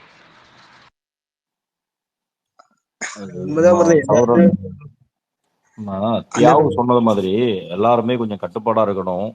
நமக்கு அன்கண்டிஷனலா லவ் இருக்கு, தளபதி மேல அந்த அளவுக்கு அன்பு இருக்கு, அதனால நம்ம சில விஷயங்களை செய்யறோம். ஆனா அது எங்கேயுமே வந்து தளபதிக்கு ஒரு பாதிப்பை ஏற்படுத்தக்கூடாது. ஒரு விஷயத்த தெளிவா புரிஞ்சுடுங்க, இன்னைக்கு டிஎம்கே கவர்மெண்ட் தாவேகா சார்பா நடக்கக்கூடிய நிகழ்வுல ஏதாவது ஒரு அசம்பாவிதம் நடந்துடக்கூடாதா அப்படிங்கிறத கழுகு மாதிரி பார்த்துட்டு இருக்கிறாங்க. நீங்க மாநாட்டுக்கு வந்திருந்த உங்களுக்கு தெரிஞ்சிருக்கும், மாநாட்டுல காவல்துறை எந்த சப்போர்ட்டுமே பண்ணல. அந்த கூட்டத்தை ஒழுங்குபடுத்துறதுல இருந்து, டிராபிக்கை ஒழுங்குபடுத்துறதுல இருந்து எதுவுமே காவல்துறை வந்து கண்டுக்கவே இல்லை. நீங்க கவனிச்சீங்களான்னு தெரியல. நீங்க இதுக்கு முன்னாடி மாநாட்டுக்கு வந்திருக்கீங்களான்னு தெரியாது. நான் வேற கட்சியினுடைய மாநாடே நடத்தி இருக்கிறோம், அதுல எனக்கு தெரியும். காவல்துறை ஒரு அசம்பாவிதம் யாருக்காவது ஒண்ணு நடந்துராதா அப்படிங்கிறத தெளிவா பார்த்துக்கிட்டே இருந்தாங்க. நடக்கல. அதுக்கப்புறம் கோயம்புத்தூர்லயும் சரி, அதுக்கப்புறம் மதுரையிலயும் சரி. ஆனா இது எப்பவுமே இறைவனுடைய அருளால் அப்படி நடந்துகிட்டு இருக்கு. நல்லபடியா ஒன்றும் பிரச்சனை இல்லாம போகுது. ஆனா எப்பவுமே இருக்குமான்னு தெரியாது. நீங்க ஆந்திரால வந்து அந்த ஒய்எஸ்ஆருடைய தலைவர் அவருடைய வாகனம் மோதி சொந்த கட்சியினுடைய தொண்டரே, அவரும் அவர் மேல அளவில்லாத அன்புனால வந்தவர் தான் உயிரை விட்டார். இன்னைக்கு யார் மேல எஃப்ஐஆர், யார் மேல வழக்கு பதிவு, கொலை வழக்கு அவரு மேல. புரியுதா? ஒய்எஸ்ஆர் ரெட்டி மேல வழக்கு. ஸோ இந்த மாதிரி வந்து நம்ம அதே மாதிரி அல்லு அர்ஜுனுடைய விஷயம் உங்களுக்கு தெரியும். ஸோ இப்படி ஒரு சம்பவம்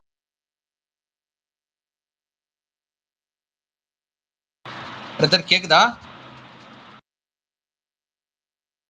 விஷயங்கள்ல ரொம்ப யோசிக்க தோணிடும். அதனால மேக்சிமம் நம்ம கட்டுப்படுத்தணும். இன்னொரு விஷயம், எல்லா கட்சியிலுமே தொண்டர் அணி அப்படின்னு சொல்லி ஒரு அணி இருக்கும்.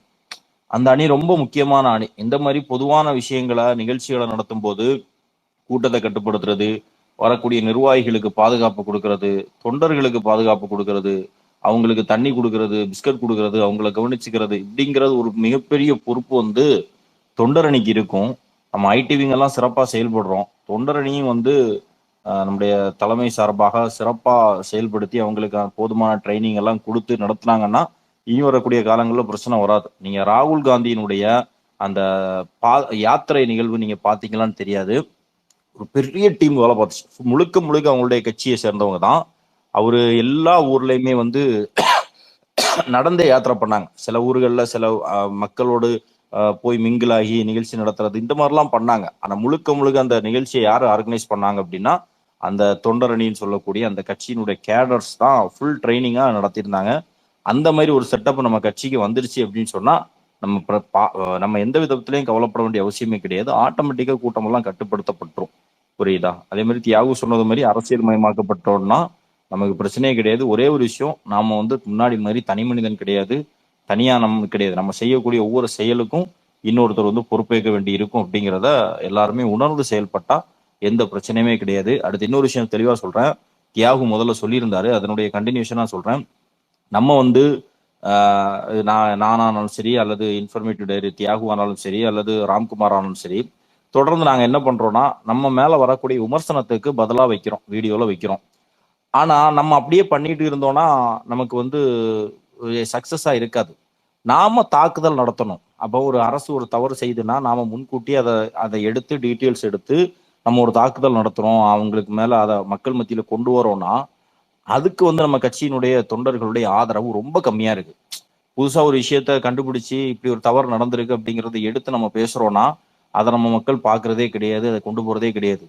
யாரையாவது திட்டுறோமா, இப்போ அந்த பேரலையா இந்திரகுமார் தேரடிய போட்டோவை போட்டு அல்லது டாக்டர் ஷர்மிளாவுடைய போட்டோவை போட்டு திட்டுறது மாதிரி ஒரு வீடியோ ரெடி பண்ணியிருந்தோம்னா ரீச் பயங்கரமா போகுது. ஆனா அது நம்முடைய நோக்கமே கிடையாது. நம்முடைய நோக்கம் எதுக்காகனா நாம சில விஷயங்களை வந்து நம்முடைய கட்சியினுடைய தொண்டர்களுக்கும் சரி, மாற்று கட்சியை சேர்ந்தவர்களுக்கும் ஒரு சில இன்ஃபர்மேஷனை கொண்டு போகணும்னு நினைக்கிறோம். அதுக்கு நீங்க எல்லாருமே சப்போர்ட் பண்ணணும். எந்த அளவுக்கு இந்த ஸ்பேஸ்ல இருந்து இது பண்றீங்களோ அதே மாதிரி நீங்க ஒவ்வொருத்தருமே வந்து அந்த செய்திகளை வந்து, ஏன்னா நாங்க எல்லாருமே வந்து காசுக்காக இது தியாகு எல்லாம் வந்து வேற தொழில் இருக்குது. எல்லாருமே எங்களுக்கு ஒரு தொழில் இருந்துக்கிட்டு அதுக்கப்புறம் தான் ராத்திரி இருந்து தியாகு எல்லாம் தூங்குறதுக்கு டைம் ஆகும், விடிய விடிய இருந்து வீடியோ போடுவாப்புல. ஆனா அதுக்கு போதுமான ரீச்னா வியூஸை நாங்க எதிர்பார்க்கல. அந்த செய்தி ஒரு மினிமம் ஒரு 10,000 பேருக்கு அது போய் சேர்ந்ததுன்னா எங்களுக்கு அது சந்தோஷமா இருக்கும். நீங்க எல்லாருமே அந்த மாதிரிப்பட்ட விஷயங்களுக்கு எங்களுக்கு சப்போர்ட் பண்ணணும்னு நான் உங்கள்ட்ட எல்லார்ட்டையுமே கேட்டுக்கிறேன். ஸோ கண்டிப்பா பிரதர். ஏன்னா அப்பதான் எனக்கும் ஒரு வேகம் இருக்கும். நான் இன்னைக்கு வந்து இந்த இப்ப நாளைக்கு நான் போகுது போல பிரதர், நான் கவலையே படுறது இல்லை பிரதர். அதை நீங்களும் படுறதில்லை, எனக்கு நல்லாவே தெரியும். ஏன்னா அவ்வளவு தூரம் இப்போ இப்போ யாராவது ஒருத்தரை செஞ்சாலும் அங்க நம்ம பசங்களுக்கு ஒரு 10 செய்தியை 10 விஷயத்த கொண்டு போய் சேர்த்த முடியுமா? இந்த ஞானசேகரன் சம்பந்தப்பட்ட விஷயத்துல இந்த அரசோட தோல்வி எப்படிப்பட்டதுங்கிறத நம்ம அண்ணன் பேசும்போது இன்னும் கொஞ்சம் ஆழமா கொண்டு போய் சேர்த்த முடியுமா? ஜாதிவாரி கணக்கெடுப்பு அப்படிங்கிற இந்த அரசியல் தெளிவை நம்ம பசங்களுக்கு கொண்டு போய் சேர்த்த முடியுமா? ஏதோ ஒண்ணு படிக்கிறோம், இதை எப்படியாவது கொண்டு போய் சேர்த்தணும், இதை எப்படியாவது கொண்டு போய் சேர்த்தணும். இது நம்ம கட்சியோட ஐடியாலஜில வருது, இது நம்ம அண்ணனோட செயல் திட்டத்துல வருது. செயற்குழுவா நான் பேசுறேன், எனக்கு அதை பத்தி கவலை இல்லை. 4000 பேர் தான் பார்த்தாங்க, அதை பத்தி எனக்கு பெருசா நான் கவலைப்படல. ஆனா அந்த 4000 பேர்ல எனக்கு டிஎம்ல வந்து கேட்ட 40 பேருக்கு நான் வீடியோ மூலமா நான் ஒரு அரசியல் தெளிவை கொடுத்துட்டேன். ஸோ என் வீடியோவை நான் கடைசியா முடிக்கும் போது ஒரு வார்த்தையை சொல்லி முடிப்பேன், அறியாமை அகற்ற வேண்டும், அறியாமை அகற்றப்பட வேண்டும்னு சொல்லி. இந்த அரசியல்ல இருக்கிற அறியாமை இருக்கு பாத்தீங்களா, இதை வச்சுதான் நம்ம அத்தனை பேருமே ஏமாத்தி சாப்பிட்டுக்கிட்டே இருக்காங்க. இந்த அறியாமைய சாமானிய அத்தனை பேரும் அகற்றிட்டாவே இந்த அரசியல் அப்படிங்கிறது ஒவ்வொருத்தனுக்கும் நீ இதுக்கு தானே இந்த வேலை பார்க்குற, இதுக்கு தானே இந்த வேலை பார்க்குறங்கிறத ஈஸியா கொஸ்டின் பண்ணும்போது என்ன பொறுத்தவரையும் அரசியல் பண்றது முதல்ல கஷ்டமாகணும். கஷ்டமானா மட்டும்தான் இந்த அரசியல்ல பாத்தீங்கன்னா இது ரொம்ப கஷ்டம்பா அப்படின்னு சொல்லி தேவையில்லாத சில பேர்லாம் அரசியலுக்குள்ள வருவாங்கல்ல, அவங்களாம் வரமாட்டாங்க. இது ரொம்ப ஈஸியா இருக்கு பிரதர் அரசியல்ல ஓட்டு இது பண்றது. என் ஜாதிங்க ஓட்டு போட்டுனா ஓட்டு போட்டுறாங்க, என் மதங்க ஓட்டு போட்டுனா ஓட்டு போட்டுறாங்க. அதே நேரத்துல பாத்தீங்கன்னா இந்த அரசியல்ல என்கிட்ட இருக்கிற வரி பணத்தை வந்து நான்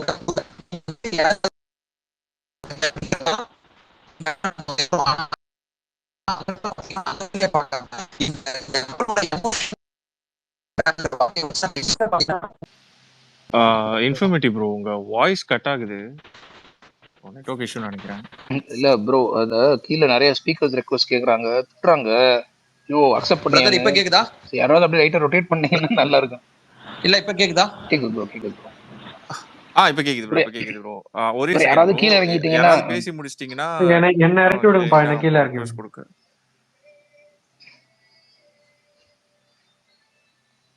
ஆனா நம்ம பசங்களுக்கு குசும்புதான், ஐயோ இறக்கி விட்டு ஒருத்தர் திட்டாரு ப்ரோ, திட்டி விட்டாப்புல, யோ அக்செப்ட் பண்ணியா, என்ன நினைச்சிட்டு இருக்கேன்றாங்க.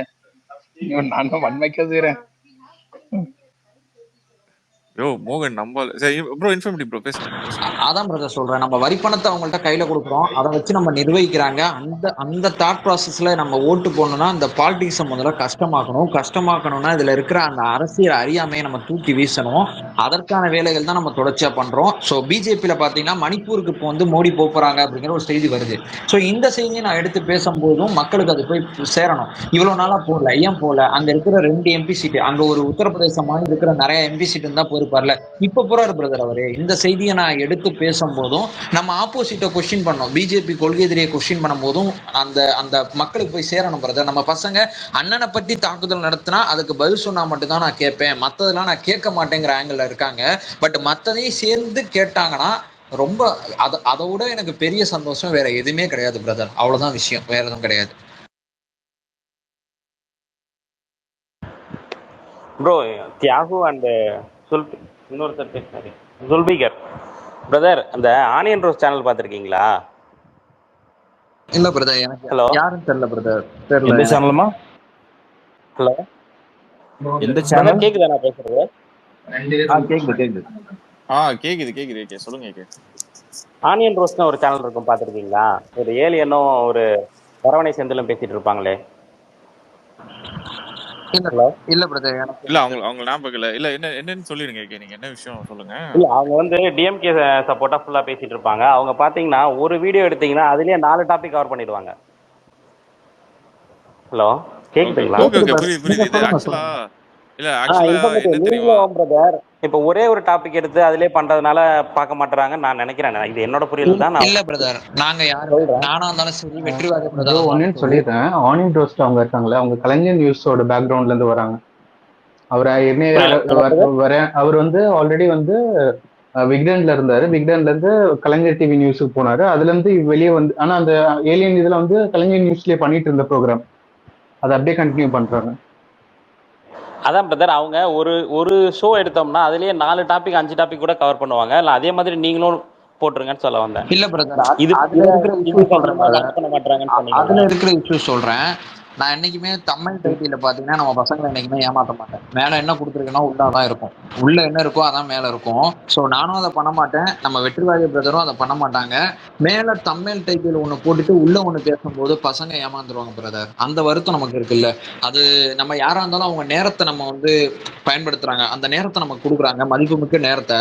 அந்த நேரத்துக்கு ஒருத்தான ஒரு பீஸ் அவங்கள்ட்ட கொடுக்கணுங்கிறதுக்காண்டி தான் நம்ம நிறைய நேரங்கள் கண் விழிச்சு பாத்தீங்கன்னா வேலை பார்க்கறதுக்கு காரணம் அதுக்கு தான். ஸோ அதுல இந்த பாயிண்ட பாத்தீங்கன்னா வெற்றிவாகை பிரதரும் அக்ரி பண்ணிப்பாருன்னு நினைக்கிறேன். நாங்க பர்சனலாவும் சில விஷயத்த பேசியிருக்கோம். பேசும்போது பாத்தீங்கன்னா டைட்டில் தமிழ்ல என்ன இருக்கோ உள்ள விஷயம் அதான் இருக்கும். அதுக்கு வந்து 10 பேர் பார்த்தாலும் சரி, 10,000 பேர் பார்த்தாலும் சரி. அதே நேரத்துல நீங்க சொல்ற சேனலை நான் இது வரைக்கும் நான் செக் பண்ணது கிடையாது பிரதர். நீங்க சொல்ற சேனலை நான் செக் பண்ணி பாக்குறேன். அந்த ஐடியாலஜில வீடியோ பண்ண முடிஞ்சாலும் என்ன பிரதர், எங்கேருந்து நல்ல விஷயம் வந்தாலும் நம்ம எடுத்துக்க வேண்டியதான். அந்த ஆப்போசிட் பண்ற அந்த ஆங்கிள் கரெக்டா இருந்தா நம்ம அதையும் கேரி பண்ணலாம் பிரதர். நீங்க சொல்ற சேனல் நான் இது வரைக்கும் பார்த்தது கிடையாது, நான் கண்டிப்பா செக் பண்றேன் brother. Okay brother, thanks. Nice. And வந்து இன்னைக்கு ஆக்சுவலாக ஆதவர்ஜனாவிட்ட அறிக்கை ஆக்சுவலாக வந்து பார்த்தீங்கன்னா இது one of the main topic நினைக்கிறேன். ஆக்சுவலாக வந்து இது மோஸ்ட் இம்பார்ட்டன்ட் டாபிக் அப்படின்னு நினைக்கிறேன். இன்ஃபர்மேட்டிவ் ப்ரோ வந்து அதை வந்து கோ த்ரூ பண்ணியிருப்பாரு. ஸோ இது one of the most important topic அப்படின்ட்டு நம்ம இது தொடர்ந்து பேசுவோம். அதுக்கு முன்னாடி வந்து மைக்கேல் நீங்கள் பேசுங்க ப்ரோ. ஹலோ, கேக்குதா? கேக்குது பிரதர், சொல்லுங்க ப்ரோ. ஃபர்ஸ்ட் கங்க்ராட்ஸ் சல்ஃபிகர் அவருக்கும் இன்ஃபர்மேட்டிக்கும். 2 பேரோட வீடியோஸ் நான் பார்த்துருக்கேன். எனக்குமே இப்போ நீங்க சொன்ன அந்த ஒரு குறை தான் இருந்துச்சு. ஏன்னா வெற்றி வகையில அந்த செந்தில்வேல் அன்னைக்கு ஒரு இது போட்டிருப்பாரு, முஸ்லிம்ஸ் வந்து போட வேணாம், தோக்குற கட்சிக்கு ஏன் போடணும்னு. அதுக்கு ரொம்ப டீட்டெயில் ரிவ்யூவா சல்ஃபிகர் பிரதர் வந்து வெற்றி வகை யூடியூப்ல போட்டிருப்பாரு. அது ரொம்ப இன்ஃபர்மேட்டிவாகவும் இருந்துச்சு, எப்படி எந்த ஆங்கிள் என்னென்ன ஆங்கிள் எடுக்கணும். ஆனா எனக்கு அது பார்க்கும்போது இந்த ரீச் இவங்க சொன்ன மாதிரி அது நிறைய பேர்ட்ட போய் சேரல. அது ரொம்ப கஷ்டமா இருந்துச்சு. நீங்க இப்ப டிஎம்கே பிஜேபி இந்த மாதிரி ஒரு பெரிய கட்சிக்கு எதிராக நம்ம அரசியல் செஞ்சு ஃபர்ஸ்ட் எலெக்ஷன்ல பெரிய லெவல்ல வெற்றி பெற முடியுமா அப்படின்னு கேட்கும்போது, நீங்க இது வந்து வெற்றி பெற முடியுங்கிறதுக்கு காரணம் வந்து ரீசன் என்ன சொல்லுவேன்னா, டெல்லியில ஆம் ஆத்மி பார்ட்டி எப்படி வெற்றி பெற்றுச்சு அப்படிங்கிற இதை வந்து நான் ஏற்கனவே நானும் ஒரு அரசியல் கட்சியில இருந்திருக்கேன். அப்ப அந்த ஃபார்முலாவை எடுத்து நாங்க பார்க்கும்போது அவங்க வந்து ஃபர்ஸ்ட் டெல்லியில வந்து டிஜிட்டல் மூலியமா தான் அவங்க ரொம்ப பிரபலமா ஆகி, அப்ப வந்து ஃபேஸ்புக் யூடியூப்னு நினைக்கிறேன். ஃபேஸ்புக் யூடியூப்ல வந்து பயங்கரமா விளம்பரம் செஞ்சு அந்த மக்களுக்கு வந்து எல்லா விஷயங்களையும் கொண்டு போய் அது மூலியமா தான் அவங்க ஃபர்ஸ்ட் எலெக்ஷன்ல வெற்றி பெற்றிருப்பாங்க. அதிகமான சீட் எடுத்துட்டு பிஜேபியோட கூட்டணியில இருந்துட்டு அதுக்கப்புறம் திருப்பி அடுத்த எலெக்ஷன்ல வெற்றி பெற்றிருப்பாங்க. ஸோ இந்த டிஜிட்டல் மீடியால வந்து இந்த இன்ஃபர்மேஷனை கொண்டு போறது ரொம்ப முக்கியம். அந்த மாதிரி ஒரு நீங்க இங்க நம்ம டெய்லி இந்த ஸ்பேஸ் போட்டு பேசிக்கிட்டு இருக்கீங்க. அவங்க அந்த ஆம் ஆத்மியோட வெற்றி ஃபார்முலா போய் பாத்தீங்கன்னா அதை பத்தி டீட்டெயிலா அவங்களே அதுக்கப்புறம் போட்டிருப்பாங்க. எலெக்ஷன் முடிஞ்சிட்டு எப்படி ஆம் ஆத்மி வந்து ஃபர்ஸ்ட் டைமே டெல்லியில வந்து இவ்வளவு பெரிய வெற்றி அடைஞ்சிச்சு அப்படிங்கிறதுக்கு அங்க இருக்க எல்லா சோசியல் இந்த சமூக ஆர்வலர்கள் இவங்க எல்லாருமே அந்த கட்சியில சேர்ந்தது மட்டும் இல்லாம அவங்க இதை எல்லாத்தையுமே மக்கள்கிட்ட கொண்டு போய் சேர்ந்தாங்க. நீங்க இங்க விஜய் தளபதி பேர்ல ஒரு அறிக்கை வந்துச்சுன்னா மட்டும் அதுக்கு பயங்கரமா இது பண்ணுவோம், மத்த இதுல இது பண்ண மாட்டோம், ஸ்ப்ரெட் பண்ண மாட்டோம் அப்படின்னு இருந்தீங்கன்னா இது போகாது. இன்னைக்கு ஆதவர்ஜுனா வெளியிட்ட அறிக்கையா இருக்கட்டும், இல்ல வெற்றி வகை யூடியூப் சேனல்ல வர்றதோ, இல்ல இன்ஃபர்மேட்டிவ் யூடியூப் சேனல்ல வர்றதோ, இந்த விஷயங்களையும் நம்ம அதிகமா ஸ்ப்ரெட் பண்ணும்போது தான் தெரியும். அப்புறம் அந்த ஏகே அவர் சொன்ன மாதிரி அவர் என்ன சொன்னார்னா, இப்ப இன்ஃபர்மேட்டிவ் நீங்க பாத்திருப்பீங்க, விகடன்ல வந்து இந்த இம்பர்ஃபெக்ட் ஷோன்னு ஒண்ணு போடுவாங்க, டெய்லி போடுவாங்க. எல்லா அரசியல் நிகழ்வுகளையும் வச்சு அவங்க வந்து சர்காஸ்டிக்கா கலாய்க்கிற மாதிரியும் அதுக்குள்ள இருக்க அரசியலும் போடுவாங்க. அந்த மாதிரி தான் அந்த ஆனியன் ரோஸ்டும் இருக்கும். ஏன்னா அவர் அரவணை செந்தில் ஆல்ரெடி அதே அதே அந்த நிகழ்ச்சி பண்ணிக்கிட்டு இருந்தவர் தான். அதை அப்படியே காப்பி அடிச்சுட்டு தான் போய் கலைஞர் டிவில பண்ணியிருப்பாங்க, வேற மாதிரி ஒரு ரோபோ வச்சு. ஸோ அந்த மாதிரி சொல்றாங்க. ஒரு 2-3 இப்போ ஒவ்வொரு வெற்றி வகை சேனல்ல நான் பாக்குறேன், 2-3 நாளைக்கு ஒரு தடவை தான் அவர் வீடியோ போடுறாரு. நான் அதை டெய்லி போய் செக் பண்ணி பார்ப்பேன். அதனால இந்த வீடியோ நீங்க போடும்போது ஒரு 4-5 டாபிக் சேர்த்து கலெக்ட் பண்ணி போட்டீங்கன்னா நல்லா இருக்கும் அப்படிங்கறது சொல்ல வர்றாருன்னு நினைக்கிறேன். ஆமா பிரதர், அதே தான் சொன்னேன் நானு. கண்டிப்பா ஓகே ப்ரோ, அதான் அவங்க இன்புட்ஸ் எடுத்துக்கிட்டாங்க அவங்க. ப்ரோ என்னை திட்டி மேல வந்தா மோகன், அவனை பேச விடுங்க. மோகன் பேசிய ப்ரோ கொஞ்ச நேரம் சீரியஸ்லாம் வேணாமா, கொஞ்சம் ஜாலியா பேசலாம். இத சொல்றதுக்கு தான் நிக்கிறது மேல வந்தியா? இல்ல அவரு அதான் என் friend. வலி மாதிரி வந்துட்டாருன்னு நினைக்கிறேன். பிரதர் அந்த ஜாலிங்கிறது எங்க சாம்சங் கண்டிஷன்லயே கிடையாது பிரதர், என் கண்டிஷன்லயும் கிடையாது, நம்ம வெற்றிவேக பிரதர் கண்டிஷன்லயும் கிடையாது. Always serious serious serious. எலெக்ஷனுக்கு இன்னும் 10 மாசம் தான் இருக்கு, அதனால ஆல்வேஸ் சீரியஸ் தான். இல்ல ஆக்சுவலா நீங்க கொடுத்த இன்புட்ஸ் எல்லாமே ஐ திங்க் இன்ஃபர்மேட்டிவ் ப்ரோக்கும் சொல்விக்கர் ப்ரோக்கும் போய் சேர்ந்திருக்கும். அவங்க அந்த கருத்தை வந்து எடுத்துக்கிட்டு அவங்க வந்து பண்ணுவாங்க, நம்ம ஃபியூச்சர்ல பார்க்கலாம். அண்ட் இன்னொரு விஷயம் என்னன்னா, இது வருத்தப்பட விஷயம் தான். இன்ஃபர்மேட்டிவ் ப்ரோவும் சொல்விக்கர் ப்ரோவும் இப்போ இதுவரை யாராவது ஃபாலோ பண்ணாமல் இருந்தீங்கன்னா ஃபாலோ பண்ணிக்கோங்க உங்க யூடியூப் சேனல்ஸை. உங்களால முடிஞ்ச அளவுக்கு மேக்ஸிமம் லைக் அவங்க போடுற ட்விட்டை நீங்க ரீஷேர் பண்ணுங்க, ரீபோஸ்ட் பண்ணுங்க, முடிஞ்சிச்சு. லைக் சில இன்ஃபர்மேஷன்ஸை வந்து நீங்க போயிட்டு உங்க ட்வீட்ல வரல, இல்லை உங்க ட்வீட்ல வருது, அது உங்களுக்கு பார்க்க அட்ராக்டிவா இல்லை, ஒரு லைக் உங்களுக்கு அதில் கான்சென்ட்ரேட் பண்ண விருப்பம் இல்லை அப்படின்னு நீங்க தள்ளி விடுறத வந்து இனி பண்ணாதீங்க. எலெக்ஷன் டைம் வந்துருச்சு. ஈச் அண்ட் எவ்ரி ட்வீட் நம்ம டிவிகே சார்பா அஃபிஷியலா இருக்க இந்த மாதிரி யூடியூபர்ஸ் ஆர் லைக் அஃபிஷியல் விங்ல இருக்கவங்களோட போஸ்ட்டை நீங்க தயவு செஞ்சு ரீபோஸ்ட் பண்ணுங்க. ஒரு 5 செகண்ட் ஸ்பெண்ட் பண்ணுங்க. அதுல கிரேட் ஒர்க் லிங்கிங் ஒரு சின்ன வேர்டிங்ஸ் போதும், அவங்களுக்கு அது பூஸ்டா இருக்கும். அவங்க போடுற எஃபர்ட்டே இதுக்கு தான், கட்சிக்காகவும் இந்த மக்களை போய் சேர்த்து இந்த கட்சியை எப்படியாவது வந்து பிரபலப்படுத்தி மக்களுக்கு ஏதாவது ஒரு விதத்துல நல்லது செய்யணும் தான் அவங்க முயற்சி எடுக்கிறாங்க. அந்த முயற்சியை நம்ம ஒரு சின்ன ஹெல்ப் பண்ண போறோம், அவ்வளவுதான். அவங்க கேட்கறது வந்து நீங்க உட்காந்து இந்த வீடியோ ஃபுல்லா உட்காந்து எக்ஸ்பிளைன் பண்ணி பேசுங்கல்ல, அது ஒரு சின்ன ஹெல்ப். அதை எல்லாரும் ஹெல்மெட் பண்ணுங்க. ஏன்னா ஒரு 2 மினிட்ஸ் நீங்க அதை ஸ்ப்ரெட் பண்ணிட்டீங்கன்னா அது உங்களை ஃபாலோ பண்றது, நீங்க ஃபாலோ பண்றவங்களுக்கு அது போய் சேரும், அவங்க ஃபீட்ல போய் அதை காட்டும். ஸோ அது போக போக எல்லாருக்கும் ரீச் ஆகும், அது எல்லாரையும் கொண்டு போய் சேரும். அதனால தான் அந்த எஃபர்ட் அவங்க அதுக்கு தான் போடுறாங்க. அந்த எஃபர்ட் ஆக்சுவலாக அவங்க போடுற எஃபர்ட் டே அண்ட் நைட். 2 பேருக்குமே இண்டிவிஜுவல் ஒர்க்கே வேற ஒர்க் இருக்கு. பட் அதையும் தாண்டி குறிப்பிட்ட டைம் ஸ்பெண்ட் பண்ணி நீங்க யூடியூப்ல போடுற வீடியோ இட்ஸ் நாட் ஈஸி. ஒரு வீடியோ எடுக்கணும், தப்பு இல்லாம பேசணும், அப்படி தப்பா பேசினா அதை எடிட் பண்ணணும், அதை வந்து ஒழுங்குபடுத்தணும், அதுக்கப்புறம் எடிட்டிங் போட்டு அதை வீடியோவை அப்லோட் பண்ணணும். It's not easy. இதையும் தாண்டி வர கமெண்ட்ஸ் வரதுக்கெல்லாம் அவங்க ரிப்ளை பண்ணும். அவங்களோட சொந்த வேலையில இதையும் ஒரு வேலையா பண்றது கட்சிக்காக வித்தவுட் எனி காஸ்ட். சொந்த காசை போட்டு அதை பண்ணிட்டு இருக்காங்க. அந்த எஃபர்ட்டை நம்ம கொஞ்சம் கிரெடிட் பண்ணுங்க. எனி வீடியோஸ் கொஞ்சம் ஷேர் பண்ணி நீங்க யூஸ் பண்ணுங்க. That will help them and TVK both. Brother, அந்த informative diary and Zulfikar department wise கொஞ்சம் ட்ரை பண்ணி பாருங்களா பிரதர். இப்போ ஒரே ஒரு டிபார்ட்மெண்ட் இல்ல ஏகே நான் என்ன சொல்றேன்னா, ஒரு விஷயம் அவங்க பண்ணிடுவாங்க, ஓகேவா, ஃபைன். நீங்க இண்டிவிஜுவலா போயிட்டு அவங்களுக்கு டெக்ஸ்ட் பண்ணுங்க, தே வில் அட்ரஸ் them, ஓகேவா. ஓகே நீங்க அவங்க போய் இது பண்ணுங்க. அண்ட் இன்னைக்கு வந்து ஆதவர்ஜுனா வந்து பேசினது ஐ திங்க் இன்ஃபர்மேட்டிவ் பிரதர் பார்த்துருப்பாருன்னு நினைக்கிறேன். எல்லாரும் நீங்க அதை வந்து பார்த்துருப்பீங்க. ஆதவர்ஜன் வந்து விட்ட அறிக்கை, இந்த ஓட்டர் லிஸ்ட் ரிவிஷன், இது ஆக்சுவலா இது வந்து கிட்டத்தட்ட இந்த சிஏஏ என்ஆர்சி இதோட எக்ஸ்டென்ஷன் மாதிரி நான் பாக்குறேன் ப்ரோ.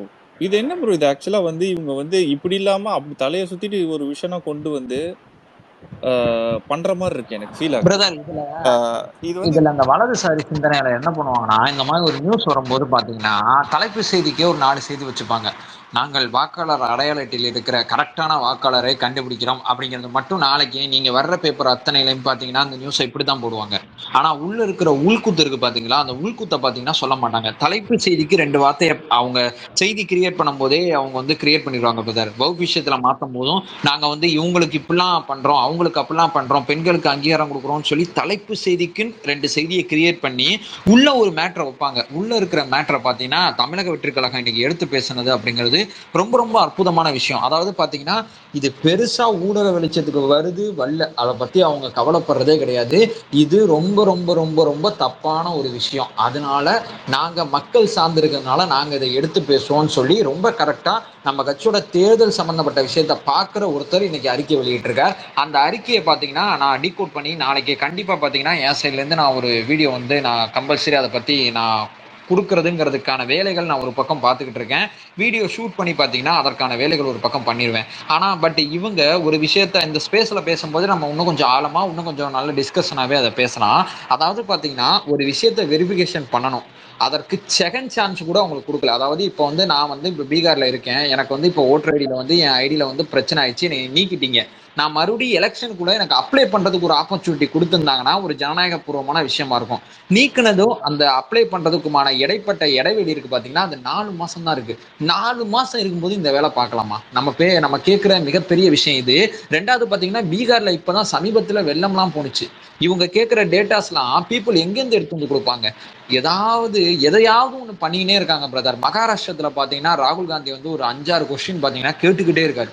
தேர்தல் ஆணையத்தால இல்லைங்க இந்த கேள்வி எல்லாம் ரொம்ப தப்பா இருக்கு, இந்த பதில மட்டும்தான் சொல்றாங்களே தவிர அவர் கேட்கிற கேள்விக்கு பாத்தீங்கன்னா பதில் சொல்ல முடியல. ஸோ அந்த பாயிண்டே நான் கனெக்ட் பண்ணி அதே நேரத்துல இந்த தேர்தல் ஆணையத்தில் நடக்கிற சில விஷயத்தையும் ஒண்ணு சேர்த்து இப்போ நம்ம ஆதவ் அர்ஜுன் அவர்கள் பேசின சில விஷயத்தையும் சேர்த்து நாளைக்கு என்னுடைய வீடியோல நான் கண்டிப்பா அதை ட்ரை பண்ணி கொடுக்குறேன் பிரதர். கண்டிப்பா வெற்றி வகை பிரதர், நீங்களும் உங்க ஸ்டைல்ல நீங்க அதை பத்தி ஒரு வீடியோ ஒன்று போடுங்க. இதெல்லாம் நம்ம சீரியஸான டாபிக், இதை நம்ம கவர் பண்ணுவோம்.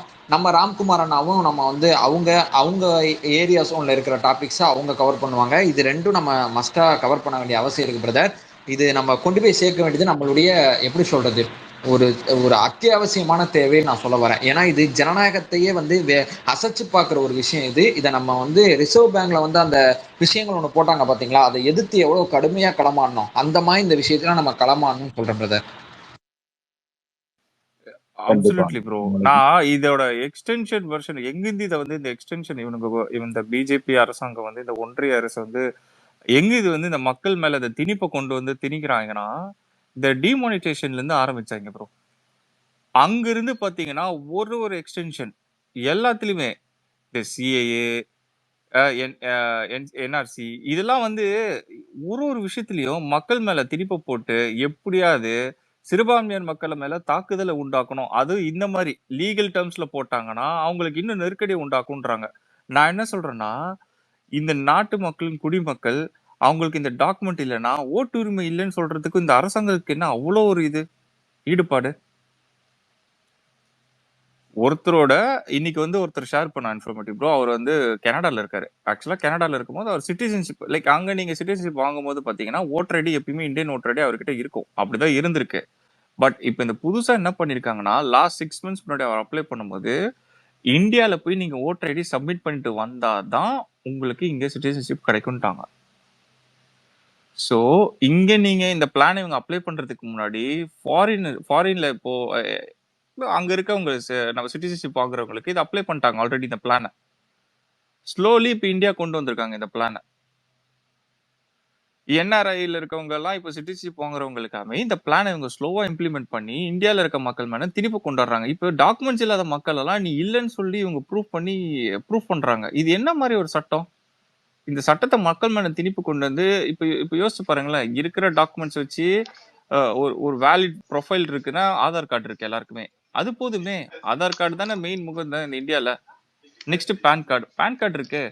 அதுக்கு நெக்ஸ்ட் என்ன உங்களுக்கு வேணும்? டிரைவிங் லைசன்ஸ், அது நீங்க இருப்பிடத்துக்கு சேர்ந்த ஒரு ஆதாரம், அதுவும் இருக்கும். அதுவும் இருக்கு. இது மூணும் ஆர்டிபி கொஞ்சம் மீட் போட்டுக்கோங்க. சோ இந்த மூணுமே இருந்தும் இன்னும் வந்து இந்த மக்கள் இந்த கவர்மெண்ட் வந்து அந்த அரசாங்கம் வந்து நம்ம மேல வந்து ரெஸ்ட்ரிக்ஷன் போட்டு என்ன நிரூபிக்க ட்ரை பண்றாங்கன்னு தெரியல ப்ரோ. எனக்கு இதுல ஒரு டவுட் என்னன்னா, இப்போ ஆதார் கார்டு வச்சு இருக்கு எல்லாத்துலயும் நம்ம அட்ரஸ் ப்ரூஃப் எப்படி வேணா வச்சுக்கலாம். மீன்ஸ் அதுல இருக்கிறதே நம்ம ரிஃப்ளெக்ட் பண்ணிக்கலாம். ஸோ அப்படி இருக்கும்போது ஒரு ப்ரூஃப் இருந்தா போதும். ஏன் இவங்க வந்து மற்ற ப்ரூஃபும் சப்போர்ட்டிங் ப்ரூஃப் மாதிரி வேணும்ன்ற மாதிரி அதுல இருக்கு? ஆக்சுவலா உங்களுக்கு வந்து 3 ப்ரூஃப் வேணும். லைக் நீங்க வந்து 3 ப்ரூஃப் இருக்கணும் அதுல. எப்படின்னா Aadhaar, PAN, like driving license or any other proof. அதுதான் ப்ரோ. இப்போ மூணுமே நீங்க ஒண்ணும் இல்ல, ஆதார் கார்டுல நீங்க நீங்க இதுல டிரைவிங் லைசன்ஸ் ஒரு பேன் கார்டுல நீங்க அட்ரஸ் சேஞ்ச் பண்ணணும்னா using Aadhaar card as a proof நம்ம வந்து மாத்திக்கலாம், அட்ரஸ் சேஞ்ச் பண்ணிக்கலாம், எல்லாமே பண்ணிக்கலாம். ஈவன் ஓட்டர் ஐடி கூட நான் ரீசெண்டா தான் மாத்தின உங்ககிட்ட ஆல்ரெடி சொல்லியிருந்தேன்ல, அது கூட just with Aadhaar ID we can ஆன்லைன்லயே நம்மளே பண்ணிடலாம். ஜஸ்ட் ஒரு 40 rupees ஆன்லைன் ஃபீ வச்சு பண்ணிடலாம். இப்படி ஒரு ஃபெசிலிட்டி இருக்கும்போது எதுக்கு இவங்க வந்து மத்த இதுல வந்து அவங்க சொல்லியிருக்காங்க ஈவன் பர்த் சர்டிஃபிகேட் கூட கேட்போம், இல்ல ரேஷன் கார்டு கேட்போன்ற மாதிரி. ரேஷன் கார்டுல வாங்குறது வந்து இட்ஸ் நியர்லி இம்பாசிபிள். நான் 2 வருஷமா ட்ரை பண்றேங்க தமிழ்நாடு கவர்மெண்ட் கிட்ட ரேஷன் கார்டு என்னால வாங்க முடியல. இல்ல பிரதர், இங்க நம்ம கொஸ்டின் பண்ண வேண்டியது என்னன்னா, இந்த விஷயத்த நாங்க நாளையில இருந்து பண்ண போறோம், தயாரா இருங்கன்னு சொல்றதுதான் தப்பு. நாங்க இதை பண்ண போறோங்கிறத ஒரு வருஷம் முன்னாடியே இந்த மாதிரி நாங்க பண்ண போறோம், பீப்புள்ஸ் வந்து இதெல்லாம் பை பண்ண வேண்டியதெல்லாம் நீங்க பை பண்ணிக்கங்க அப்படின்னு சொல்லி ஒரு விஷயத்த சொல்லி எலெக்ஷனுக்கு 3 மாசம் முன்னாடி இது எல்லாத்தையும் நாங்க செக் பண்ணுவோம் அப்படிங்கிறத சொல்லிட்டு செஞ்சாங்கன்னா பரவாயில்ல. எப்ப நாலுல இருந்து வரோம் எல்லாத்தையும் எடுத்து வைங்கிறது, இது யாரு என்ன கண்டா? இது வரைக்கும் நம்ம இந்த விஷயத்தெல்லாம் எதிர்பார்த்திருக்கோமா? இந்த விஷயத்த பண்ணிருக்கோமா? சரி, இப்ப என்கிட்ட ஏதோ ஒண்ணு இல்ல, என்னைய வாக்காளர் அடையாள விட்டு நீங்க என்னை தூக்கிடுவீங்க, நான் வந்து ஓட் பண்ண முடியாது. ஒரு அதிகாரி நினைச்சா என்ன வேணா செய்ய முடியுங்கிற ஒரு விஷயம் இருக்குல்ல. நான் காமிக்கும் போது அவர் இல்லன்ட்டாருன்னா, இருக்குங்கிறப்போ இல்லன்ட்டானா, இப்போ என்கிட்ட ஒரு ஆன்லைன்ல அப்ளை பண்ணுங்க, அதன் மூலியமா அந்த ப்ரூஃபை பாத்தீங்கன்னா ஒருத்தர் செக் பண்றாரு தான் போட்டிருக்காங்க. எதுவும் வெப்சைட்ல பாத்தீங்கன்னா அப்லோட் பண்றது, அவர் நம்ம கண்ணு முன்னாடி ஒரு ஆதார் கார்டை காமிக்கிறோம், அவர் வந்து இவங்க வந்து நமக்கு எதிராக தான் இப்படி ஓட்டு போட போறாங்கன்னு ஒரு மைண்ட் செட்ல வந்து நீ குடுக்கலப்பா அப்படின்னு சொல்லி இன்ட் மார்க் போட்டு போயிட்டாருன்னா என்ன பண்றது?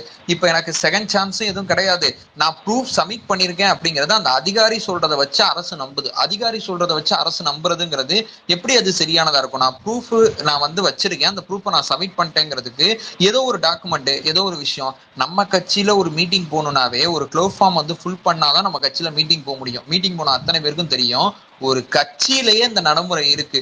ஒரு அரசா இருக்கிற ஒரு அரசு பாத்தீங்கன்னா இப்படி செயல்படுறதுங்கிறது ஏத்துக்க முடியாத ஒரு விஷயம். பின்னாடி பாத்தீங்கன்னா தேர்தல் ஆணையம் பின்னாடி பாத்தீங்கன்னா இந்த பிஜேபி ஒளிஞ்சுக்கிட்டு இந்த மாதிரி ஒரு நடவடிக்கை எடுக்கும் போது பாத்தீங்கன்னா இதெல்லாம் நம்ம அத்தனை பேரும் இந்த ஜனநாயகத்துல ஓட்டு போடுறதுதான் நம்மளுடைய ஒரு பெரும் உரிமையாகவும் பெரும் எண்ண ஓட்டமாகவும் இருக்கும். அதை வச்சுதான் நம்ம அத்தனை பேரும் சரி இந்த வருஷம் இல்லாட்டி என்னப்பா அடுத்த எலெக்ஷன்ல இதை பண்ணிடலாம், அதை செஞ்சிடலாம்னு சொல்லி ஏதோ ஒரு நம்பிக்கையில பாத்தீங்கன்னா ஜனநாயக நாட்டுல வாழ்ந்துகிட்டு இருக்கோம். அந்த நம்பிக்கையை அசைச்சு பாக்குற மாதிரி ஒரு வேலை வைக்கிறாங்க பாத்தீங்களா? இதை எப்படி நம்ம சும்மா விட்டு போக முடியும்? பீகாருக்கு நடந்தது தமிழ்நாட்டுக்கு நடக்க எவ்வளவு நேரம் ஆகும்? நம்ம அடுத்த வருஷம் எலெக்ஷனை ஃபேஸ் பண்ண போறோம், நமக்கு நடக்க எவ்வளவு நேரம் ஆகும் சொல்லுங்க? இப்ப பீகார்ல செஞ்சோம்லங்க, பண்ணி முடிச்சுட்டு தான் வரோம், ஏதோ புதுசா வந்து உங்க ஊர்ல பண்ற மாதிரி சீன் போடுறீங்கன்னு தானே கேட்பானுங்க. ஸோ பீகார்ல நடக்குதுன்னு சொல்லி இதை கண்டுக்காம விட்டோம்னா நாளைக்கு அது தமிழ்நாட்டுல நடக்குங்கிறதா நான் சொல்றேன் யதார்த்தமான உண்மை. அது ஏற்கனவே தமிழ்நாட்டுல நடந்திருக்கு. சொல்லிடுறேன், ஆல்ரெடி எக்ஸிஸ்டிங் சிஸ்டம் என்னன்னா பக்கத்துல வந்து நம்ம செக் பண்ணிட்டு போவாங்க, பக்கத்துல யாராவது கேட்டாங்கன்னா ப்ரூஃப், இப்ப இந்த ப்ரூஃப் வெரிஃபிகேஷன் தவிர மத்ததெல்லாம் வந்து ஆல்ரெடி இருக்க சிஸ்டம் தான். இந்த மாதிரி பக்கத்துல இருக்காங்களா இல்லையான்னு சொல்லிட்டு ஒரு அபார்ட்மெண்ட்ல இருக்காங்க, யாராவது ஒருத்தங்கிட்ட கேட்டுட்டே அவங்க போயிருவாங்க. இப்ப இந்த ப்ரூஃப் வெரிஃபிகேஷன் தான் வந்து ஒரு நியூ திங்கா ஆட் பண்ணிருக்காங்க. இன்னொரு விஷயம் என்னன்னா, இப்போ வந்து நம்ம கிட்ட கார்டை நம்ம கேன்சல் பண்ணிட்டாங்க, நம்மளுக்கு எந்த ஒரு நோட்டிபிகேஷனுமே வராது. நம்மளால போய் நம்மளுக்கு அந்த எலெக்ஷனுக்கு முன்னாடி அந்த கார்டு கொடுக்க வருவாங்கல்ல, அப்பதான் நம்மளுக்கே தெரியும் நம்மளுக்கு ஏன் கார்டு கொடுக்கல, நம்மளுக்கு அந்த இது கொடுக்கலன்ற மாதிரி யோசிப்போம். அப்பதான் நம்மளுக்கே தெரியும் நம்மளுக்கு வந்து ஓட்டர் ஐடி இங்க கேன்சல் ஆயிருக்குன்னு. சோ அங்க ஒரு மெக்கானிசமே கிடையாது இந்த மாதிரி ஒரு ஓட்டர் ஐடி கேன்சல் ஆச்சுன்னா இன்ஃபர்மேஷன் வர்றதுக்கு. அந்த ஒரு பாயிண்ட் வேற இருக்கு. இது ஆக்சுவலா ஒரு மாதிரி டிக்டேட்டர்ஷிப் மாதிரி இருக்குங்க. கொஞ்சம் கொஞ்சம் போக போக நம்மளோட ரைட்ஸ் எல்லாத்தையும் எடுத்துக்கிறாங்க, உரிமை எல்லாத்தையும் எடுத்து பறிச்சு எடுத்துக்கிட்டு நான் தான் இப்போ நான் சொன்ன டிமானிட்டேஷன் ஆரம்பிச்சானுங்க, டீலிமிட்டேஷன் வந்தானுங்க. டீலிமிட்டேஷன்லாம் பாத்தீங்கன்னா அதுவுமே டோட்டல் ப்ரூட்டல். ஜனத்தொகைக்கு ஏற்ற மாதிரி நீங்க வந்து அங்க வந்து நீங்க நாடாளுமன்ற உறுப்பினர்கள் நீங்க போட்டீங்கன்னா அங்க அப்போ நீ ஒன் வே எலெக்ஷன் தான் நடக்கும். அவங்க ஆளுமை தான் ஒரு ஸ்டேட்ல. இப்போ நீங்க ஒரு ஸ்டேட்டை மட்டும் நீங்க ஃபோக்கஸ் பண்ணீங்கனாலே போதும் பிஜேபிக்கு, வேற எதுவும் பெருசா பண்ண வேண்டிய அவசியமே இல்லை அவங்களுக்கு. இந்த மாதிரி எல்லா விஷயத்தையும் இந்த கீழே இருக்க சவுத் ஸ்டேட்ல இருக்க எல்லா ரூலிங் பவர்ஸையும் அவங்க கிட்ட இருக்க பவர்ஸ் எல்லாமே இந்த கவர்மெண்ட் டே பை டே லைஃப்ல ஏதாவது எடுத்துக்க பாக்குது. வப்புக்கும் அதே தான். வப்பு வந்து பாத்தீங்கன்னா வப்பு ஒரு போர்டு அவ்வளவுதான்.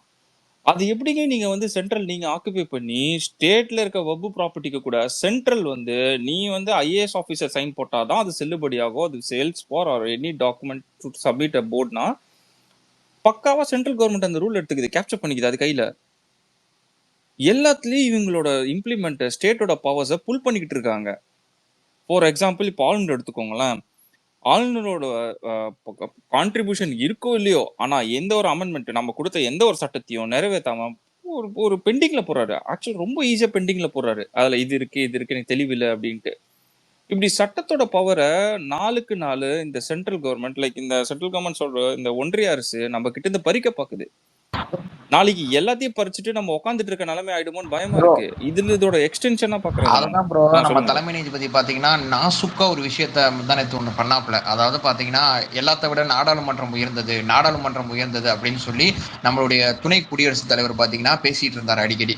சோ அதற்கு பாத்தீங்கன்னா நம்ம தலைமை நீதிபதி பாத்தீங்கன்னா ஒரு பதில் சொல்லியிருக்காரு, எல்லாத்த விட இந்திய அரசியலமைப்பு தான் உயர்ந்தது.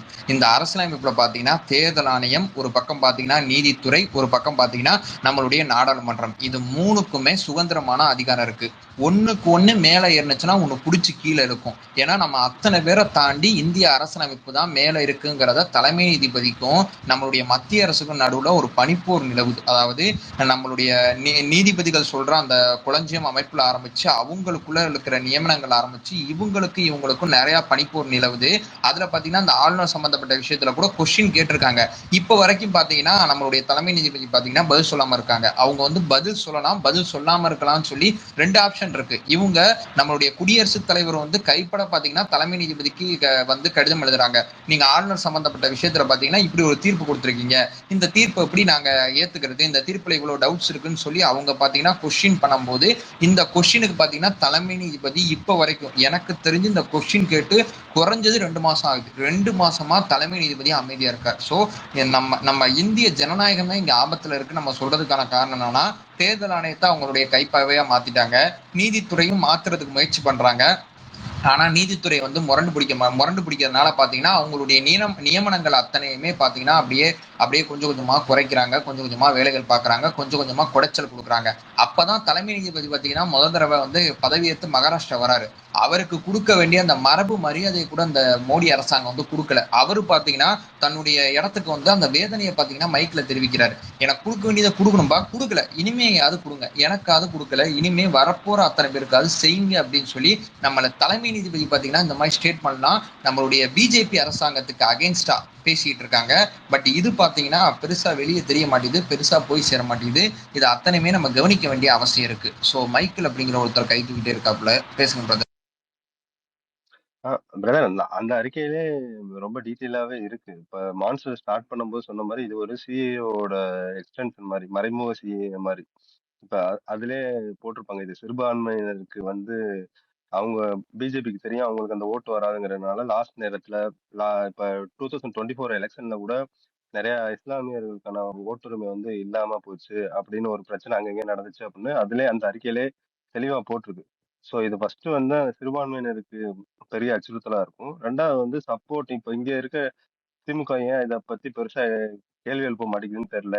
இங்க தமிழ்நாட்டோட ஓட்டர் இதெல்லாம் மாறும்போது நாளைக்கு நம்மளுக்குமே அது ஒரு பெரிய பிரச்சனையா இருக்கும். இங்க இருக்க ஒரு தாவேக்கா உறுப்பினரோ தொண்டர்களோ அவங்களோட இவங்கெல்லாம் நம்மளுக்கு ஓட்டு போட மாட்டாங்கன்னு சொல்லி அவங்க பேரை லாஸ்ட் நேரத்துல நீக்கி விட்டாங்கன்னா நம்ம திருப்பி போய் ஆட் பண்றதுக்கு குறைஞ்சது 3 மாசத்துல இருந்து 6 மாசம் ஆகும் அந்த ஓட்டு ரெடி ஆகி வர்றதுக்கு. அதுக்குள்ள எலெக்ஷனே முடிஞ்சிடும். ஸோ இதை அது ஏற்கனவே தமிழ்நாட்டுல நடந்திருக்கு. 2014 வந்து கன்னியாகுமரியில கிட்டத்தட்ட 40,000 மீனவர்களுடைய ஓட்டு வந்து காணல.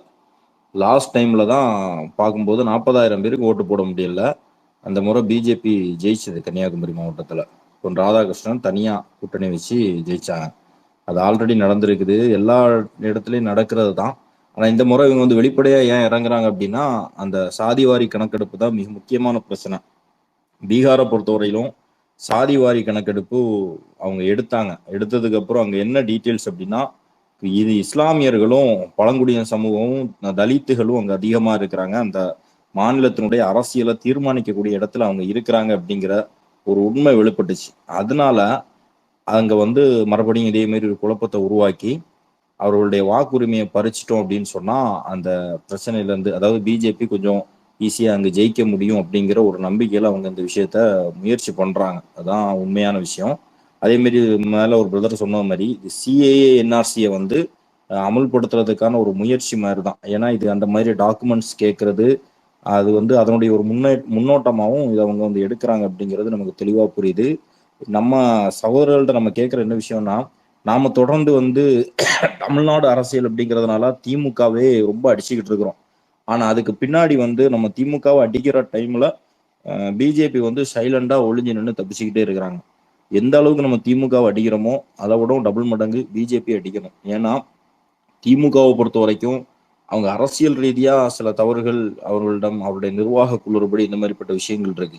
ஆனா பிஜேபி வந்து அடிப்படையில கை வைக்கிறான். அப்படி இருக்கக்கூடிய பட்சத்துல வந்து இன்னும் அவர்களுடைய அந்த அந்த அவர்களுடைய அதிகாரம் இன்னும் கூடுதலாக போகும் அப்படின்னு சொன்னா நாட்டுல அரசியலமைப்பு சட்டமே இருக்காது. எந்த கட்சிக்குமே எங்கேயுமே வந்து ஜனநாயகம் இருக்காது. ஜனநாயகம் இல்லை அப்படின்னா ஏற்கனவே இந்தியாவில இருந்த ஒரு எமர்ஜென்சி அந்த மாதிரியான ஒரு சூழல், ஏற்கனவே அறிவிக்கப்படாத எமர்ஜென்சி மாதிரி தான் இருந்துகிட்டு இருக்கு. அப்படி ஒரு சூழல் வந்துடுச்சுன்னு சொன்னா இந்த நாட்டுல வந்து ஜனநாயகம் பாதுகாக்க முடியாது. ஏற்கனவே வந்து தியாகு சொன்னது மாதிரி இந்தியாவுடைய உச்சபட்ச அதிகாரம் வந்து கடைசி தீர்வாக இருக்கக்கூடிய நீதிமன்றமே இன்னைக்கு ஒரு ஆட்டம் கண்டுட்டு இருக்கக்கூடிய நேரத்துல நம்ம பிஜேபிக்கு எதிரான கருத்துக்களை வந்து இன்னும் மக்கள்கிட்ட கொண்டு போகணும். ஏன்னா எல்லாருமே என்ன நினைச்சிருக்காங்கன்னா பிஜேபி அப்படிங்கிறது ஒரு கட்சி, ஜஸ்ட் ஒரு மதவாதம் அப்படிங்கிறத அவங்களுடைய கொள்கையா வச்சிருக்காங்க. அப்படிங்கிறத தாண்டி இந்தியாவுடைய அரசியலமைப்பு சட்டத்துக்கே எதிரானவங்க அவங்க, ஒட்டுமொத்த இந்தியாவில் இருக்கக்கூடிய மக்களுக்குமே எதிரானவங்க அப்படிங்கிற ஒரு ஒரு ஐடியாலஜிக்கல் விஷயத்த வந்து மக்கள் மத்தியில நம்ம கொண்டு போய் ஆகணும். அது வந்து ஒரு நீண்டகால அரசியல் செயல் திட்டமா நம்ம கிட்ட இருக்கணும் அப்படிங்கிறத நீங்க எல்லாருமே வச்சுக்கிடுங்க அடுத்தடுத்த கட்டங்கள்ல. ஏன்னா இன்னைக்கு வந்து பிஜேபியை சேர்ந்தவங்க நிறைய பேர் பேசுறாங்க, தாவேக எங்க கூட கூட்டணி வரும், தாவேக எங்க கூட கூட்டணி வரும் அப்படின்ட்டு. அப்போ அவங்களுடைய அந்த பேச்சு வந்து மறைமுகமா மக்கள் மத்தியில எப்படி விதைக்குதுன்னா, நம்மளும் ஒரு பொதுவான ஒரு அரசியல் கட்சி மாதிரி தான் அந்த பாட்டாளி மக்கள் கட்சி, அதே மாதிரி தேமுதிக மாதிரி நம்மளும் வந்து பிஜேபியோட நம்ம வந்து உடன்பட்டு போயிருவோம் அப்படிங்கிற எண்ணத்தை வந்து மக்கள் மத்தியில விதைக்கிறாங்க. இப்போ நாம வந்து இன்னும் அதிகமா பிஜேபியினுடைய கொள்கைகளை, பிஜேபியினுடைய செயல்பாடுகளை எதிர்க்கணும் அப்படின்னு கேட்டுக்கிறேன். இதோட நான் முடிச்சுக்கிறேன், டைம் ஆயிடுச்சு. எனக்கு ஏற்கனவே உடம்பு வர சைட்ல பயங்கர இருமலா இருக்கு. நீங்க கண்டினியூ பண்ணுங்க, சரியா? ஓகே பிரதர், ஓகே நீங்க விடாம அடிங்க. ஸோ நமக்கு வந்து திமுகவோட நம்ம வந்து பிஜேபியும் சேர்த்து தான் அடிக்கணும். ஒரே பால்ல 2 கோல் போடுவோம், கவலைப்படாதீங்க, உடம்ப பார்த்துங்க. ஸோ அவர் சேனல்ல வீடியோ வரலன்னு சொல்லி ஒரு சில பேர் சொன்னாங்க. அவர் கொஞ்சம் உடம்பு சரியில்லை, அதனால தான் வீடியோ வரல. கூடிய சீக்கிரம் பார்த்தீங்கன்னா அவர் உடம்பு கொஞ்சம் ரெக்கவர் பண்ணி வந்துடுவாப்புல. ஏன்னா பேசும்போது பார்த்தீங்கன்னா இருமல் வந்துகிட்டே இருக்கு. அந்த ஒரு குறைபாடு காரணமாக தான் அவரால் பார்த்தீங்கன்னா பேச முடியல, வேற எதுவும் கிடையாது. ஸோ பிரதர், நீங்கள் ரெக்கவர் ஆகி வந்து நிச்சயமாக பார்த்தீங்கன்னா ஒரு சேர நீங்கள் வந்து களத்தில் இறங்கி பயங்கரமாக அடிங்க. ஒன்றும் ஒரு பிரச்சனையும் கிடையாது. உங்களுடைய உரையாடல் அத்தனையுமே போலன்னு நினச்சி நம்ம எதுவும் ஃபீல் பண்ண வேணாம். ஏன்னா நம்ம வந்து நம்மளால முடிஞ்ச ஒரு 10 பேரோ 100 பேரோ 200 பேரோ எத்தனையோ பேருக்கு தகவல்களை கொடுத்து கொண்டே இருப்போம். பசங்க இப்பதான் கொஸ்டின் கேட்க ஆரம்பிச்சிருக்காங்க. அடுத்து பாத்தீங்கன்னா இப்ப நம்மளே கொஸ்டின் கேட்பாங்க, நீ பேசுனது எப்படி கரெக்டா இருக்கும், நீ பேசுனது எப்படி கரெக்டா இருக்கும்னு சொல்லி நம்மளே கொஸ்டின் கேட்பாங்க.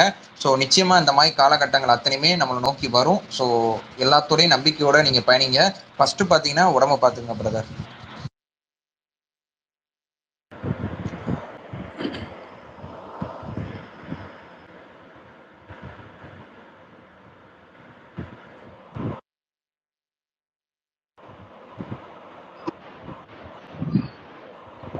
வேற யாரும் பேசுறேன்னா பேசுங்க.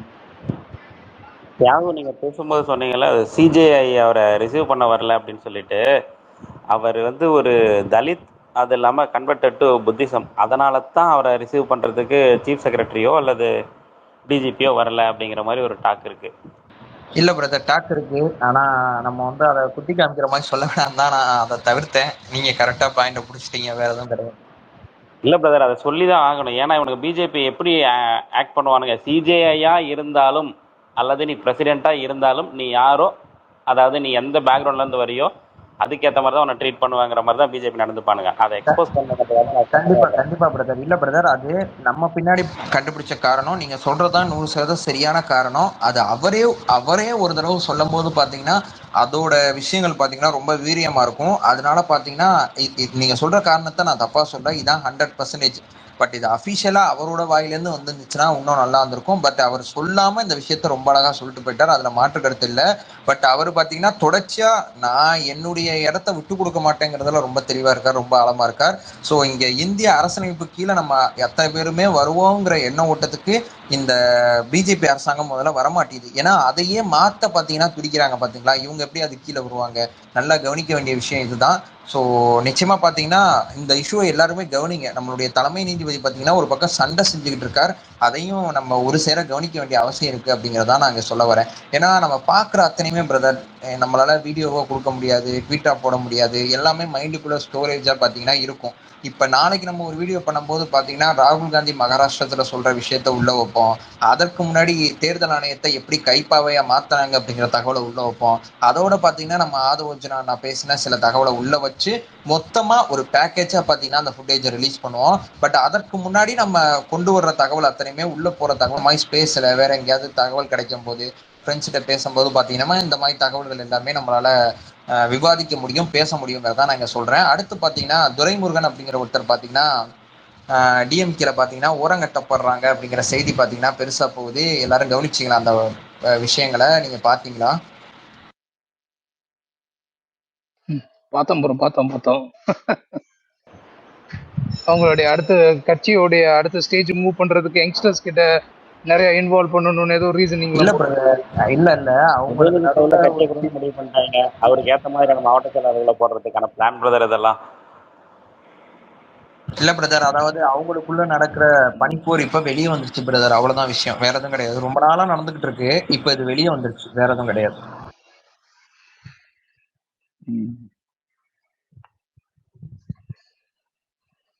இவ்வளவு பிரச்சனைகள் நாட்டுல நடக்குது. இந்த நீங்க பேசின போது சீஃப் ஜஸ்டிஸ் இஷ்யூலாம் நானும் நடுவில் நல்லா பார்த்தேன். ஏன்னா அந்த ஃபர்ஸ்ட் வந்து அவரு இந்த மாதிரி புத்திசம் பேக்ரவுண்ட்ல இருந்து வரும்போதே ஏதாவது ஒண்ணு பண்ணுவாங்க பிஜேபி அப்படின்னு நான் எதிர்பார்த்ததான். பட் நீங்க சொன்ன மாதிரி நம்ம ரொம்ப ஃபாலோ பண்ணல. அதுக்கப்புறம் அந்த மேட்டரை க்ளோஸா பார்க்கல. நீங்க சொன்ன பிறகுதான் தெரியுது இவ்வளவு விஷயங்கள் அவங்க தொடர்ந்துகிட்டு இருக்காங்க.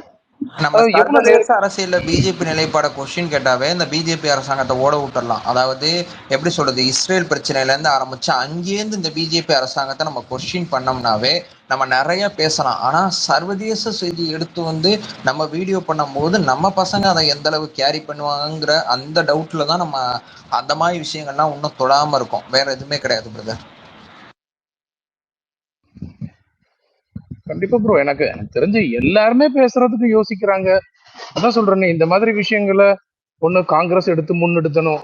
பெரிய ஒரு ஒரு மாஸ் ஃபிகர் எடுத்து பேசினாதான் ப்ரோ இந்த இஷ்யூஸ் எல்லாம் வெளியவே வரும்.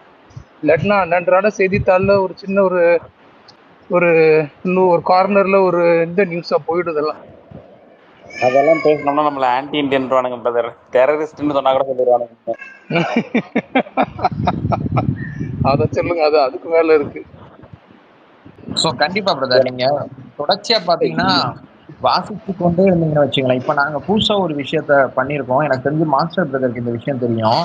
ஒரு ஒரு ஒரு புக் ஒண்ணு படிக்கிறோம், அந்த புக்கை பத்தி ஒரு ஸ்பேஸ் போடுறோம். நாளைக்கு பாத்தீங்கன்னா அந்த ஸ்பேஸ் பாத்தீங்கன்னா நம்ம தளத்துல வரும். அந்த நாளைக்கு இருக்கிற ஸ்பேஸ்ல பாத்தீங்கன்னா என்ன பேச போறோம்னா, அதாவது பழைய புக்கை பத்தி, அதாவது இதுக்கு முன்னாடி ஒரு ஸ்பேஸ் போட்டோம், அதுல என்ன பேசணும்னா இந்த பிஜேபிக்கும் அந்த பாசிச சிந்தனையும் எப்படி இருக்கும், ஹிட்லரும் மோடியும் எந்த இடத்துல ஒரே இடத்துல வருவாங்க அப்படின்னு சொல்லி அந்த ஸ்பேஸ்ல பாத்தீங்கன்னா பாயிண்டா பாத்தீங்கன்னா மீனாட்சி சுந்தரம் அப்படிங்கிற ஒருத்தர் இருக்காரு. அவரோட புக்கை பாத்தீங்கன்னா யாரு ஆர்டிவி பிரதரா? இல்ல ப்ரோ, இல்ல எங்கேயோ இல்ல ப்ரோ. ஆனா அந்த செக்ஷன் அந்த வாசிக்கும் போது நான் அதை கவனிச்சேன். பட் எனக்கு அது 2-3 டிஃபரன்சஸ் ஒப்பீனியன் இருக்கு ப்ரோ. நீங்க அது மேபி ஃபர்ஸ்ட் டைம் பண்ணதுனால நீங்க அதை யோசிச்சீங்களா யோசிக்காம பேசிட்டீங்களான்னு தெரியல. பட் நான் உங்கள்கிட்ட தனியா கனெக்ட் பண்றேன் ப்ரோ. மறந்துட்டேன், நானும் உங்கள்கிட்ட பேசணும்னு நினைச்சேன். அது கண்டிப்பா நீங்க கவனத்துல எடுத்துக்கணும் ப்ரோ அடுத்த தடவை பேசும்போது. கண்டிப்பா பிரதர். இல்ல நான் சொல்றீங்களா மொத்த ஸ்பேஸையும் சொல்றீங்களான்னு கேக்குறேன். இல்ல அதுல ஒரு சில விஷயங்கள் நம்ம வந்து கட்சியோட நிலைப்பாடே நம்ம ஒரு ஸ்டாண்ட் எடுத்திருக்கோம். பட் நம்ம பேசும்போது அந்த நம்ம நியூட்ரல் எடுத்த நிலைப்பாடை வந்து ஒரு சாரா கட்சி, அதாவது நம்மளுடைய எதிர்கட்சி சாரா ஒரு சில விஷயங்கள்லாம் எடுத்து பேசிட்டீங்க. அது யாரும் பெருசா கொஸ்டின் பண்ணல. பட் நான் ஒரு ஷார்ட்டா ஒரு 1 லைன்ல முடிச்சிருந்தீங்கன்னா பரவாயில்ல. அட்லீஸ்ட் ஒரு 4-5 நிமிஷம் 5-10 நிமிஷம் அதே டீட்டெயில்டா பேசுனீங்க. சோ யாரும் இன்டரப்ட் பண்ணல, நானும் விட்டுட்டேன். சரி நம்ம இன்னொரு நாள் பேசிப்போம். இல்ல பிரதர், உங்கள்கிட்ட பேசுறேன் ப்ரோ. நீங்க எதுவும் வந்தாலும் நீங்க டிஎம்ல சொல்லுங்க பிரதர். நீங்க என்ன விஷயம் சொல்றீங்கிறது எனக்கு தெரியல, நீங்க டிஎம்ல சொல்லுங்க, நான் கண்டிப்பா அது என்ன விஷயங்கிறது. ஸோ அடுத்த வாரம் பாத்தீங்கன்னா நாளைக்கு ஒரு புக் வந்து நம்ம வந்து பேசுறதுக்கு பிளான் பண்ணியிருக்காங்க. அதாவது ஆல்ரெடி பாத்தீங்கன்னா அதுக்கு ரிமைண்டர் போட்டாங்க, அதனால வெளியே சொல்லலாம். பெரியார் கடைசியா என்ன பேசியிருக்கார், கடைசி பொதுக்கூட்டத்துல என்ன பேசியிருக்கார் அப்படிங்கிற அந்த கான்செப்ட் எடுத்து அவருடைய கடைசி நிலைப்பாடு எப்படிப்பட்டதா இருக்கு, எந்த மாதிரி டிஸ்கஸ் பண்ணியிருக்காரு அப்படிங்கிறது நாளைக்கு பாத்தீங்கன்னா இதுல வாய்ப்பு இருக்கிற தோழர்கள் பாத்தீங்கன்னா அந்த ஸ்பேஸ்ல பாத்தீங்கன்னா கலந்துக்கங்க. அதுல பாத்தீங்கன்னா முழுக்க பெரியார் சார்ந்த கடைசி, அடுத்து பாத்தீங்கன்னா அடுத்த தலைவர், அடுத்த அம்பேத்கரை பத்தி ஒரு விஷயத்த பேசுறது, அடுத்தடுத்து ஒரு புக்கு படிச்சு ஒரு புக்கை பத்தி நம்ம ரொம்ப தெளிவா பேசிட்டு இருக்கோம். இன்னொன்னு ஒரு விஷயத்த சொல்லிடுறேன். நம்ம அருண்ராஜ் அண்ணா இருக்காங்கல்ல, அவங்க வந்து விஜய் அண்ணாவை பத்தி கட்சியில சேரும் போது கையில ஒரு புக்கு ஒன்று கொடுத்துருப்பாரு. இதை பத்தி நான் ஒரு விஷயமே, அதாவது எப்படி சொல்றதுன்னா ஒரு வீடியோ ஒன்று போட்டிருப்பேன் சின்னதா ட்விட்டர்ல. அந்த புக் இருக்கு பாத்தீங்களா, அந்த புக்கை நம்ம பசங்க முடிஞ்ச அளவு பாத்தீங்கன்னா படிக்க ட்ரை பண்ணுங்க. ஏன்னா அது ஒரு 800 பக்கம் இருக்கக்கூடிய புத்தகம், ஒரு கம்ப்ளீட்டா இருக்கும் அந்த புத்தகம். அதாவது ஒரு கடவுள் மறுப்பு கொள்கைக்குள்ள பெரியார சுருக்கிடுறாங்க, அதை தாண்டி அவர் என்ன பண்ணியிருக்காரு, என்ன செஞ்சிருக்காரு அப்படிங்கிறத பத்தி ஆழமாவும் தெளிவாகவும் அந்த புக்கு பேசுது. வாய்ப்பு இருக்கக்கூடிய தோழர்கள் பாத்தீங்கன்னா அந்த புக்கையும் நிச்சயமா படிங்கிறத என்னுடைய சின்ன ரிக்வஸ்டா கேட்டுக்கிறேன். ஸோ என்னுடைய கண்டென்ட் ஒர்க்குக்கான வேலைகளை நான் ஸ்டார்ட் ஸ்டார்ட் பண்றேன். நீங்க அத்தனை பேரும் அப்படியே டிஸ்கஸ் பண்ணிட்டு பேசிட்டே இருங்க. ஸோ கண்டிப்பா நாளைக்கான வேலைகள் நான் ஒரே பார்க்குறேன். நிமிஷம். சொல்லுங்க பிரதர். இல்ல சொல்லுங்க. நாளைக்கு அந்த பெரியார் ஸ்பீச் பத்தி அந்த ஸ்பேஸ் எத்தனை மணிக்குன்னு கரெக்டா சொன்னீங்கன்னா கொஞ்சம் கனெக்ட் பண்ணிடுவோம். இல்ல கண்டிப்பா பிரதர், அதுக்கான ரிமைண்டர் வரும். உங்க ஐடி ஏகே டிவிக்கேவா? ஓகே பிரதர், நான் கண்டிப்பா உங்களுக்கு நான் டிஎம் பண்றேன். ஏன்னா அது அந்த டைமிங் பாத்தீங்கன்னா ஒரு 6 ஸ்பீக்கர் இருக்காங்க. அந்த டைமிங் மட்டும் இன்னும் டிசைட் பண்ணாம இருக்கும். ஏன்னா 6 பேரும் ஒத்து வர டைமிங் இருக்குல்ல. ஸோ அதுக்காண்டி காலைலனா எனக்கு கொஞ்சம் கட்சி வேலை இருக்கு, காலைல முடியாது அப்படின்னு நான் சொல்லிட்டேன். ஒவ்வொருத்தவங்களும் அந்த மாதிரி ஒவ்வொரு விஷயங்கள் சொல்றாங்க. ஸோ ஓவரால் பாத்தீங்கன்னா ஒரு டைமிங்ல சொல்லிடுவாங்க பிரதர். ஓகே பிரதர், நாளைக்கு 2 மணி வரைக்கும் கொஞ்சம் வேலை இருக்கும். அதுக்கப்புறம்னா எத்தனை மணிக்கு போட்டாலும் ஓகே தான், அதுக்கு தான் கேட்டேன். சரி இல்ல பிரதர், அதுக்கு மேலதான் பிரதர் இருக்கும், நீங்க கவலைப்படாதீங்க. Okay okay okay okay okay brother. Brother, இந்த மாதிரி ஸ்பேஸ் எப்ப நடக்குதுன்னு நாங்க எப்படி தெரிஞ்சுக்கிறது? அது எதுல ஷேர் பண்றீங்க? இல்ல பிரதர், ஆல்ரெடி வந்து ஒரு ரிமைண்டர் போட்டிருக்காங்க. நாளைக்கு என்னுடைய ஐடியில பாத்தீங்கன்னா அதை நான் ரீட்வீட் பண்ணிடுவேன். ரீட்வீட் பண்ணும்போது என்னுடைய ஐடிஸ்ல இருக்கிற அத்தனை பேருக்குமே அந்த செய்தி போய் சேர்ந்துடும் பிரதர். ஸோ முடிஞ்ச அளவு கொண்டு போய் சேர்க்கறதுக்கு எல்லா ஐடிஸ்லையும் இப்போ நான் இருக்கிற சில குரூப்ஸ் அத்தனையிலுமே நான் ஷேர் பண்றேன். என்னுடைய ஐடியில பாத்தீங்கன்னா டைம் லைன்ல கொண்டு வரேன். இந்த மாதிரி என்னால முடிஞ்ச அளவு என்னென்ன செய்ய முடியுமோ எல்லா பக்கமும் தான் செய்யறோம். அதை தாண்டி அது எப்படி சொல்றது, எல்லாரும் உள்ள வரும்போது பாத்தீங்கன்னா அதுக்கு ரீச் இருக்கும் பிரதர். போன ஸ்பேஸ் பாத்தீங்கன்னா ஒரு 60 பேர் 70 பேர் பாத்தீங்கன்னா அட் அ டைம்ல எங்களால கொண்டு போய் சேர்க்க முடிஞ்சுச்சு. ஏன்னா ஃபர்ஸ்ட் டைம் பண்ணோம். சில விஷயங்கள் அதுல சரியாவும் இருக்கலாம், சில விஷயங்கள் தவறா இருக்கலாம். ஏன்னா ஒரு புக்கை அந்த புக்கோட ஐடியாலஜில பாத்தீங்கன்னா இருக்கிற அத்தனை பேரும் அந்த புக்கை பத்தி பேசியிருக்கோம். இப்ப அடுத்து ஒரு புக்கு புதுசா கண்டுபிடிச்சிருக்கோம். ஒரு கருத்துல எங்க அம்பேத்கரும் பெரியாரும் முரண்பட்டாங்க, எந்த இடத்துல இந்த மாபெரும் 2 தலைவர்கள் எந்த இடத்துல முரண்பட்டு இருக்காங்க அப்படிங்கிறத அவங்க கூட பெரிய முரண்பாடு கிடையாது, இருந்தாலும் முரண்பாடு இருக்கு. அப்படிப்பட்ட முரண்பாடு எந்த இடத்துல வருதுங்கிறத பத்தி ஒரு புக் எழுதியிருக்காங்க. அந்த புக்கை பாத்தீங்கன்னா கண்டுபிடிச்சிருக்கோம். இந்த மாதிரி பாத்தீங்கன்னா அந்த ஸ்பேஸ்ல பாத்தீங்கன்னா ஒவ்வொரு வாரமும் முடிஞ்ச அளவு ஒரு புத்தகங்களை கொண்டு போய் சேர்க்கிற வேலையை பாக்குறோம். ஏன்னா ஒரு வாரத்துக்குள்ள ஒரு புக் முடிக்கணும்னா இப்ப இந்த 800 பக்கம் புக்கெல்லாம் நம்ம ஒரு வாரம் முடிக்க முடியாது. கம்ப்ளீட்டா பாத்தீங்கன்னா குறைஞ்சது ஒரு 10 நாள் 12 நாளாவது ஆயிரும். குறைஞ்சது 2 வாரம் ஆயிரும்னு வச்சுங்களேன் இந்த புக்கை பத்தி பேசணும்னா. இந்த மாதிரி ஒரு வாரத்துக்குள்ள இருக்கிற புக்கை மட்டும் எடுத்து பேசிட்டு இருக்கோம் பிரதர், வேற எதுவும் இல்ல. ஸோ கண்டிப்பா என் டைம்ல நான் கொண்டு வரேன். என்னால முடிஞ்ச எல்லா குரூப்லயும் அந்த விஷயத்த ஷேர் பண்றேன். அந்த ஸ்பீக்கரா இருக்கிற அத்தனை பேருமே அதை ஷேர் பண்ணுவாங்க. நீங்களும் பாத்தீங்கன்னா இந்த மாதிரி நம்ம டிவிகே டாக்ஸ் அல்லது டிவிகே சார்ந்த முக்கியமான விஷயங்கள் ஸ்பேஸ்ல இருக்கிற அத்தனை பேரும் ஒரு லிசனராவது அந்த ஸ்பேஸ்ல இருந்தீங்கன்னா இன்னும் கொஞ்சம் நீங்க ட்வீட் பண்ணும்போது இல்லையே அந்த புக்ல எங்கேயோ ஒரு வார்த்தை சொன்னாங்களே அந்த வார்த்தையை பயன்படுத்தி ஒரு ட்வீட் பண்ணலாம், அந்த வார்த்தையை பயன்படுத்தி நம்ம கொஸ்டின் கேட்கலாம்னு சொல்லி ஒரு நாலேஜ் கன்சியூம் பண்ணி நம்ம அடுத்த கட்ட வேலைகள் பார்க்கலாம். அதுக்கு அந்த ஸ்பேஸ் கண்டிப்பா நமக்கு யூஸ்ஃபுல்லா இருக்கும் பிரதர். வாய்ப்பு இருக்கக்கூடிய தோழர்கள் தோழிகள் கண்டிப்பா கலந்துக்குங்க. ஸோ இதோட நான் விடைபெறுகிறேன். நீங்க பேசுறத கண்டிப்பா பேசுங்க. So fine bro, fine. Take care, keep it up bro. Informative bro, உங்களுக்கு ஒரு டிஎம் சென்ட் பண்ணலாமா? எனக்கு ஒரு 2-3 டவுட் இருக்கு. என்ன பிரதர், புரியல? இல்ல, எனக்கு ஒரு 2-3 டவுட் இருக்கு, உங்களுக்கு பர்சனல் மெசேஜ்ல சென்ட் பண்ணலாமான்னு கேக்குறேன். கண்டிப்பா பண்ணுங்க பிரதர், ஆல்வேஸ் ஓபன்ல தான் இருக்கு, எப்ப வேணா பண்ணுங்க. Okay bro, sure. ஓப்பன் ஃபாரம்ல கேட்க முடியும்னா கூட கேட்டுருங்க பிரதர். இல்லைங்க, கொஞ்சம் எக்ஸ்பிளைன் பண்ணும், அவரு இப்ப கிளம்புறாருல, அதனாலதான். இல்ல பிரதர் சொல்லுங்க, நான் பதில் சொல்லிட்டே போறேன் பிரதர், கண்டிப்பா ஒன்றும் பிரச்சனை இல்லை, சொல்லுங்க. ஓகே, ஸோ நேற்று ஒரு டிஎம்கேல இருந்து ஒருத்தவர் நம்ம ஸ்பேஸுக்கு வந்திருந்தாரு. நம்மகிட்ட எதை கேட்டாலும் வந்துட்டு நீங்களே சொல்லுங்க, நீங்களே டேட்டாவை காட்டுங்க, அப்படி இப்படின்னு சொல்லிட்டு இருந்தாரு. நேற்று மான்ஸ்டர் கூட இந்த மலிவு விலை மதுபானத்தை இன்ட்ரடியூஸ் பண்ணது கலைஞர் அவர்கள் அப்படின்னு சொல்லி மான்ஸ்டர் டேட்டா எடுத்து சொல்லிட்டு இருந்தாரு. அதுக்கு ஜிஓ இருக்கா அது இருக்கான்னு கேட்டுக்கிட்டு இருந்தாரு. ஸோ அதை நான் ட்ரை பண்ணேன் அதை எடுக்கிறதுக்கு. அது கவர்மெண்ட் ஆர்கைவ்ஸில் இருக்கு போல். ஸோ நம்ம ஆர்டிஐ போட்டு தான் எடுக்கணுன்ற மாதிரி இருந்துச்சு. சரி, அதான் நான் இப்போது அந்த இதில் இல்லை, நான் இப்போது அப்ராடில் இருக்கேன். ஸோ அது ஆர்டிஐ போட்டு எடுக்கிறதுக்கெலாம் சான்சஸ் இருக்கா? நீங்கள் இந்த ரீசர்ச்லாம் பண்ணுறீங்களா? ஸோ மேபி உங்களுக்கு அந்த ப்ராசஸ் தெரிஞ்சிருக்கும், அதனால தான்.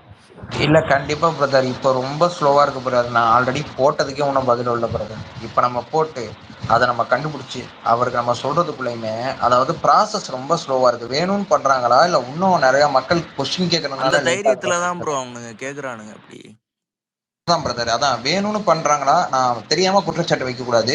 வேணும்னு பண்றாங்களா அல்லது பெண்டிங்ல நிறைய கொஸ்டின்ஸ் இருக்காங்கிறது தெரியல. நான் ஆல்ரெடி ஒரு சில விஷயத்துக்குலாம் போட்டு எடுத்திருக்கேன். பட் இப்போ போடுறதுலாம் ரொம்ப டிலே ஆகுது பிரதர். ஏன்னா இப்போ அதுக்கு செப்பரேட்டா சில அதிகாரிகள் இல்லைன்னா சொல்றாங்க, அதுக்குள்ள சில பாலிடிக்ஸ் நடக்குதுங்கிற மாதிரிலாம் சொல்றாங்க. ஸோ இப்போ நீங்க அதை ட்ரை பண்ணீங்கனாலும், நம்ம ஊர்ல இருக்கிற யாரையோ ஒரு ஆளை வச்சு நீங்க போட்டீங்கனாலும் நீங்க ஒரு பதில் கண்டுபிடிக்கிறது உங்களுக்கு டைம் ஆகும். டைம் ஆகிறதுக்குள்ள பாத்தீங்கன்னா அந்த நீங்க ஒருத்தரோட சண்டை செஞ்சுக்கிட்டு இருக்கீங்களா, ஒரு ஐடியோட சண்டை செய்யாதீங்க பிரதர். பிரதமரோட சண்டை செய்யுங்க, முதல்வரோட சண்டை செய்யுங்க. புரியுது புரியுது சண்டையை நல்லா புரியுது பெருசாக்குங்க. ஏன் ஒரு இண்டிவிஜுவல் ஐடியோட சண்டை செய்றீங்க? பெரிய தலைக்கட்டோட சண்டை செஞ்சேன்னு வைங்களேன், அவங்க எப்ப வேணா அந்த ஐடென்டிட்டியோட அங்க இருப்பாங்க.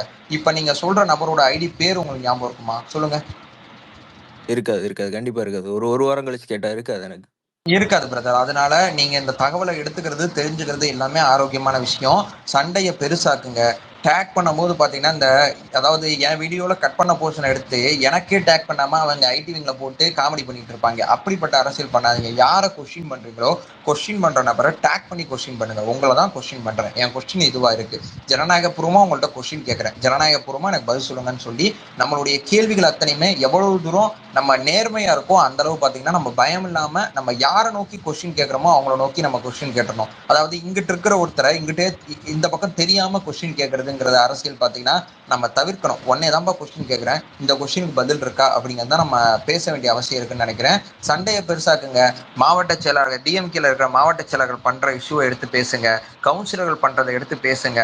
சின்ன சின்ன இஷ்யூல ஐடிஸை கவனம் செலுத்துறதை தாண்டி அந்த கட்சிக்காரங்களை மிக முக்கியமான நபர்களை நோக்கி கொஸ்டின் பண்ணீங்கன்னா தான் பாக்குறவங்களுக்கு பாத்தீங்கன்னா யாரை நோக்கி கொஸ்டின் கேட்கறாங்க, ஓ இவங்களை நோக்கி கொஸ்டின் கேட்கறாங்களா, இவர் நம்ம ஊரோட கவுன்சிலர், இவருக்கு சம்பந்தப்பட்ட என்ன பிரச்சனை போயிட்டு இருக்குன்னு சொல்லி பாக்குற பீப்புள்ஸுக்கும் ஒரு அவேர்னஸ் வரும். இவங்களை அடுத்த எலெக்ஷன் நம்ம என்ன பண்ணலாங்கிற ஒரு கிளாரிட்டி உங்களுக்கு வரும் பிரதர். ஸோ இதை மட்டும் கொஞ்சம் பாத்துங்க. புரியுது புரியுது ப்ரோ, கண்டிப்பா அண்டர்ஸ்டுட். ஓகே கைஸ், நான் அப்படியே ரிலீவ் ஆகுறேன், நீங்க அப்படியே பாருங்க. ஸோ சில ஷார்ட்ஸ் சில வீடியோஸ் நான் என் பக்கம் ரெடி பண்றேன் பிரதர். பார்ப்போம். Okay okay bro, thank you, bye. Good then, bye bro.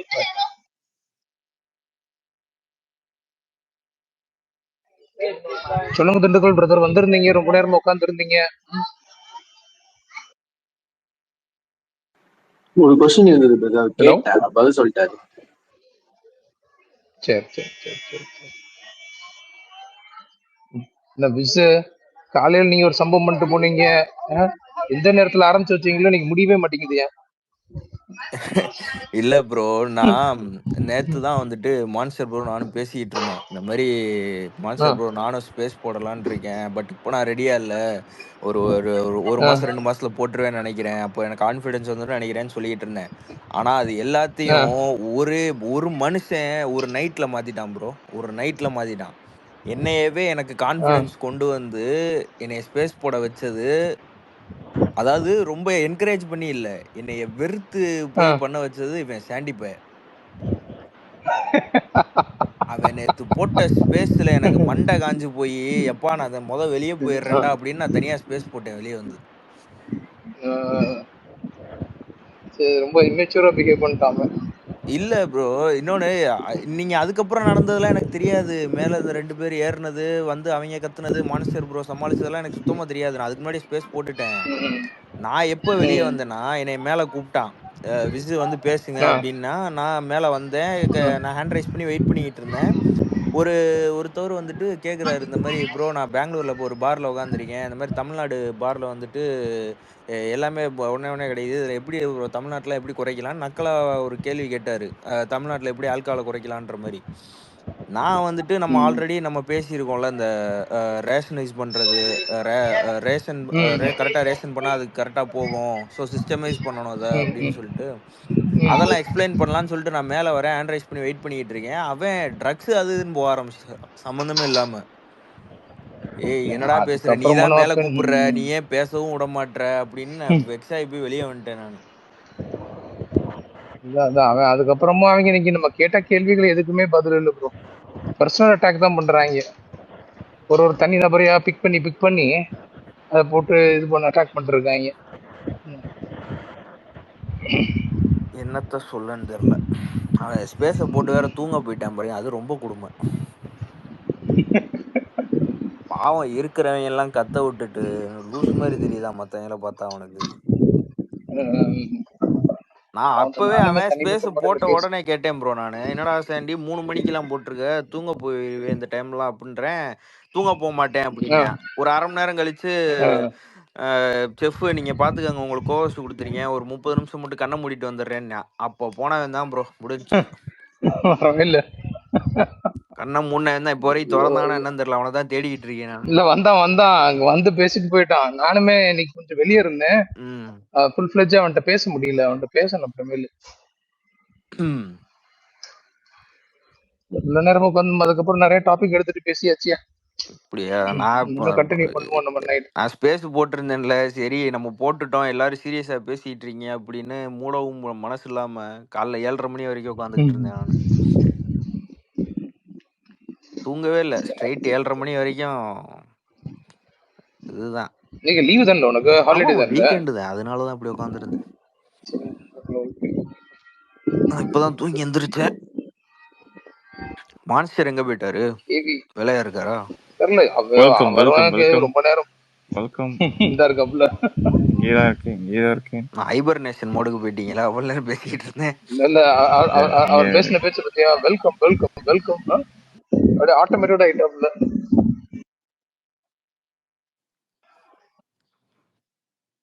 நான் மான்ஸ்டர் ஒர்க் மோடா? இல்ல சும்மா பார்த்துட்டு இருந்தேன், சும்மா இதை ட்விட்லாம் பார்த்துட்டு இருந்தேன். ஸோ என்னது ஓவராலா ஏன்னா அவனுங்க அந்த பசங்களை ஒரு நாள் ஃபுல்லா ஸ்டேஷன்ல உட்கார வச்சிருக்கானுங்க நம்மள. இப்பதான் பார்த்தேன், காலேஜ் பசங்க. ஆமாமா, ஒரு கொடியை தூக்கி காமிச்சது கடை இப்படி பயப்படுறீங்க? அவங்க பயங்கரமா ஏத்துக்க முடியல, வவுறு எரியும்ல. ஆமா ஆமா, என்னடா எங்க போனாலும் இவனுங்களே இருக்கானுங்க, ரோட்டுக்கு போனாலும் அவனுங்களே வரானுங்க, ஆடிட்டோரியம் போனாலும் இவனுங்களே வரானுங்க அப்படின்னு போலீஸை பிடிச்சி ஏத்திருப்பாங்க. என்னடா செக் பண்ண கொடியை கொண்டு அது இது நம்ம எப்படி பார்க்கணும்னா ப்ரோ, இது கட்சிக்காரங்க எல்லாம் யாருமே கிடையாது, பார்ட்டிக்கு சம்பந்தமே கிடையாது. எல்லாம் பப்ளிக் அட்டாக் பண்ண ஆரம்பிக்கிறாங்க. இப்ப அடுத்து பப்ளிக்கே வந்து எடுத்து சொன்னா போஸ்ட் பார்த்தேன் ஆர்டிபி ப்ரோ. அது காலேஜ் ஸ்டூடெண்ட்ஸை வச்சுட்டு என்னடா கலைஞர் கருத்தரங்கன்னு போட்டு வச்சிருக்கீங்க, அவங்களுக்கும் கருத்தரங்கத்துக்கும் என்னடா சம்பந்தம்னு போட்டு கேட்டிருந்தாங்க. அது ஆக்சுவலாக என்ன மீட்டிங் அது எனக்கு ஷோரா தெரியாதுக்கு, என்ன தப்பா இருந்தா கரெக்ட் பண்ணுங்க. எனக்கெல்லாம் சுத்தரும் ஐடியா இல்லை ப்ரோ அது என்ன மீட்டிங்னு.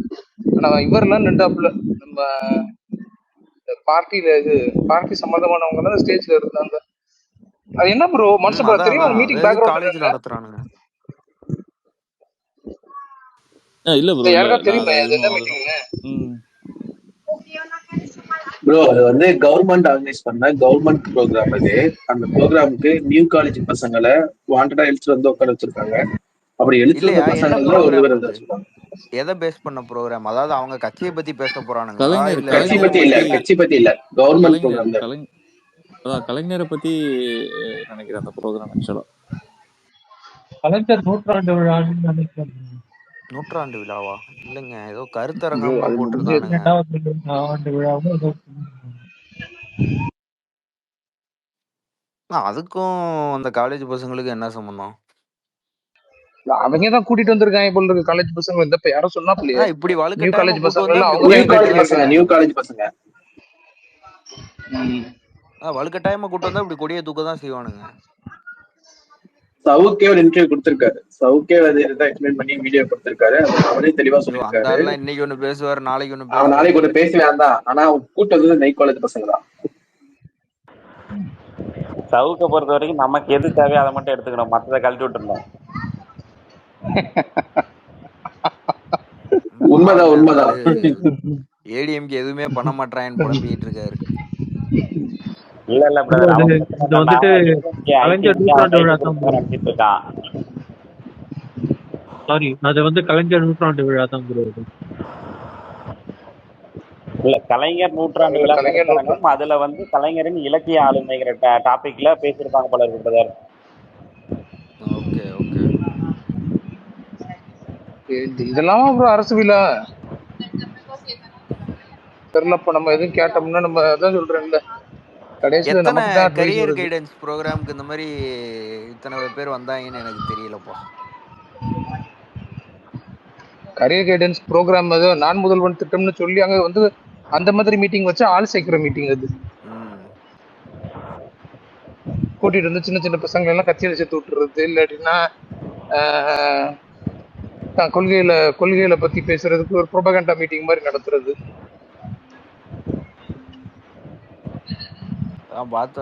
கிட்டத்தட்ட நம்ம அண்ணன் கரெக்டா சொல்லியிருக்காப்புல ப்ரோ. அவன் பாசிசம்னா நீ பாயாசம்ன்றத ரொம்ப தெளிவா புரிஞ்சு வச்சிருக்காப்புலையா. நம்ம அப்பெல்லாம் எதிர்க்கும் போது நமக்கு பாயாசம்னு ஒரு மாதிரி பண்ணி நோட்டை எடுத்து பேசிட்டு இருந்தோம். நாளாக தான் தெரியுது பிஜேபிக்கு எந்த விதத்துலயும் சலிச்சவன் கிடையாதுன்னு. அந்த ஃபங்க்ஷன்ல வந்துட்டு இந்த டிஎம்கேவோட லாஸ்ட் 4 இயர்ஸோட சாதனைகள் என்ன, அப்புறம் இந்த கலைஞர் லிட்ரேச்சருக்கு வந்துட்டு என்னென்னலாம் கான்ட்ரிபியூஷன் கொடுத்தாரு, இதெல்லாம் வந்து பேசியிருக்காங்க. அதாவது முக்கியமா இந்த டிஎம்கே கவர்மெண்டோட அச்சீவ்மெண்ட்ஸ் லாஸ்ட் 4 இயர்ஸ் அது உட்காந்து பேசிட்டு இருந்திருக்காங்க. கட்சி அவங்க பவர்ல இருக்காங்க. கையில பவர் இருக்கு. இன்னைக்கு அவன் சொல்றதால சட்டம் யாரு இது கேட்க முடியும்? நீ கேட்க முடியுமா? நான் கேட்க முடியுமா? உன் வரி பணம் தான், ஏன் வரி பணம் தான், ஒண்ணும் பண்ண முடியாது. அதான் ப்ரோ, கேட்டா ஏதாவது பண்ணி விட்டுறானுங்க. மக்கள் அதனாலே எதையுமே கேட்க முடிய மாட்டேங்குது. கேட்கறது கூட ஒரு உரிமையே இல்லாம இருக்கு. அதான் பாசிசத்துக்கும் பாயாசத்துக்கும் என்ன வித்தியாசம்னு கேட்கறவனுக்கு இது தாண்டா வித்தியாசம், இது தாண்டா வித்தியாசம் திரும்பி சொல்ல வேண்டியதுதான். இல்ல ப்ரோ, இன்னைக்கு வந்துட்டு அந்த மீசக்காரர் வந்துட்டு வீடியோ போட்டாரு சொன்னல, அதுல வந்துட்டு என்னோட போட்டோவை போட்டு விட்டாரு அவரு. சரியா? எங்க வீட்டுல எங்க அம்மா வந்துட்டு பயப்படுறாங்க அதுக்கு. நீ சப்போர்ட் பண்ணுப்பா, தளபதி தான் வருவாரு, ஆனா வந்துட்டு இப்போ இந்த மாதிரி போட்டோ எல்லாம் வந்துச்சுன்னா நாளைக்கு நமக்கு என்ன பிரச்சனை வரப்பான்ட்டு, அதாவது அந்த நிலைமைக்கு தான் வச்சிருக்காங்க. எனக்கு அதை பத்தி பயம் இல்லைன்னு வச்சுக்கோங்களேன், எதனாலும் பேஸ் பண்ணிக்கலாம் நம்ம. ஆனா பொதுவா இருக்கவங்களுக்கு அந்த பயம்தான் ப்ரோ அவனோட மூலாதாரமே. அதாவது அந்த பயம்தான் ப்ரோ அவனோட மூலாதாரம். நம்ம எல்லாரும் இன்னைக்கு ஒரு விதமா பயப்படுறோம் பாத்தீங்களா? அதுதான் அவனுக்கு வேணும். எல்லாருக்கும் அந்த பர்சனல் லைஃப் இருக்குல்ல டிபி ப்ரோ, அத அஃபெக்ட் ஆயிருமோன்னு எல்லாரும் பயப்படுறாங்க. யாருமே நீங்களும் பயப்படுவீங்க, நானும் பயப்படுவேன். எல்லாரும் பயப்பட வேண்டிய ஒரு இதுதான் அது. அதெல்லாம் தாண்டி தான் இன்னைக்கு நம்ம மாவட்ட செயலாளர்கள்லாம் நிர்வாகி எல்லாம் அதை அகைன்ஸ்டா எதிர்த்து தைரியமா போராடுறாங்க. அன்னைக்கு கோயிலாக்காலாம் அவ்வளவு வந்து சொன்னாங்க பாருங்க. நீங்க இருந்தீங்களா? இருந்தீங்கன்னு நினைக்கிறேன். இருந்தேன். எவ்வளவு பிரச்சனை சொன்னாங்க. அவங்க தலைமுறைவே ஆயிட்டேன்னாங்க. அவ்வளவு நெருக்கடி கொடுத்தாங்க எனக்கு ஆளுங்கட்சியில இருந்து. ஒரு ரோடு போடு சொன்னதுக்கு, ஒரு ரோடு சரியில்லைன்னு சொன்னதுக்கு அராஜகம்.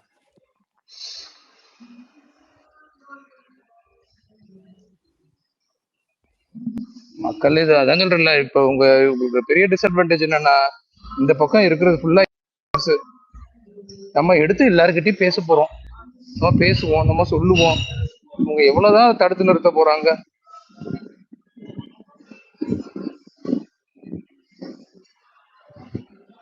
இதே தடுத்து நிறுத்தி மிரட்டி ஊட்டியே ஓட்டிடலாம்னு நினைக்கிறாங்க போல இருக்கு. ஆனா கூட்டணி கட்சிகளும் அதுக்கு ஒத்து போகுது பத்தியா ப்ரோ? எனக்கு அங்கதான் ப்ரோ, அதாவது பாசிசத்துக்கு அவ்வளவு ஸ்ட்ராங்கா எதிர்ப்பு குரல் தெரிவிக்கிற ஒருத்தனும் அடுத்து ஒரு இளைஞர்கள் வர்றான், இந்த மாதிரி நடக்குது, ஏன் நீங்க எல்லாம் கம்முன்னு அமைதியா இருக்கீங்க? ஏன் கேள்வி கேட்க மாட்டேன்றீங்க? இளைஞர்கள் வந்து சினிமா குதிரை ஓட்டணும், இதுல இருந்து வெளியே வந்துடக்கூடாது. இல்ல அவங்களும் பயப்படுறாங்களா? மக்கள் பயப்படுறோம், நமக்கு ஒரு ஃபேமிலி இருக்கு, நம்ம பிரைவேட் லைஃப் போயிடும், அது இதுன்னு மக்கள் பயப்படுறாங்க. ஓகே, நீங்களும் அரசியல்ல தானே இருக்கீங்க, நீங்க எதுக்கு பயப்படுறீங்க? எந்த ஒரு பெனிஃபிட்டும் வராமையா ப்ரோ அங்க இருக்க போறானுங்க? இவ்வளவு அசிங்கப்பட்டும் எதுக்கு இருக்கணும் அங்க? ஏதோ ஒரு பெனிஃபிட் வருதுன்னா சந்தர்ப்பம் அரசியல். அதான் மக்கள் கிட்ட மட்டும் தான் பேச்சு வீராப்பெல்லாம். தனக்குன்னு வரையில எல்லாம் மாறிடும், கொள்கை மாறிடும், இது ஸ்டாண்ட் மாறிடும், ஐடியாலஜி மாறிடும், எல்லாம் மறந்து போயிடும் அந்த டைம்ல. அடுத்த தலைமுறைக்கு என்ன அடுத்து யங் பீப்புள் உங்களை பாக்குறாங்க. Give us an example. இப்படிதான்ப்பா இருக்கணும், இந்த மாதிரி அடுத்து வர இளைஞர்கள் இதெல்லாம் எடுத்து பேசுங்க, இதெல்லாம் பண்ணுங்கன்ட்டு ஒரு கைடா இருங்க. கட்சியை தாண்டி அடுத்த உண்மையிலேயே நீ அடுத்த தலைமுறைக்கு நீ நல்லது செய்யணும்னு நினைச்சேன்னா திஸ் இஸ் த ரைட் டைம்ங்க. யார் கூட நிக்கணும்ன்ற தெளிவு உனக்கு வேணும். நீ வந்து பூரா பொருளையே கலப்புறியா, வந்து பொய் பேசுறவன், பவரை வச்சு மிரட்டுறவன், உருட்டுறவன் இவன் கூட நின்றுன்னா அடுத்த தலைமுறை என்ன விதமான அரசியல் கத்துக்க போறான்? என்ன விதமான நாலேஜ் நீங்க டிரான்ஸ்ஃபர் பண்றீங்க? அபத்தங்க, அதெல்லாம் முழு அபத்தம்.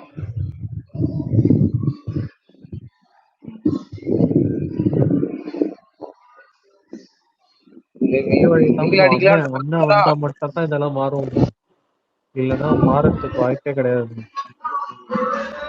நியூட்ரலான பர்சன் வேணும் ப்ரோ, ஒரு நியூட்ரல் ஃபேஸ் வேணும்.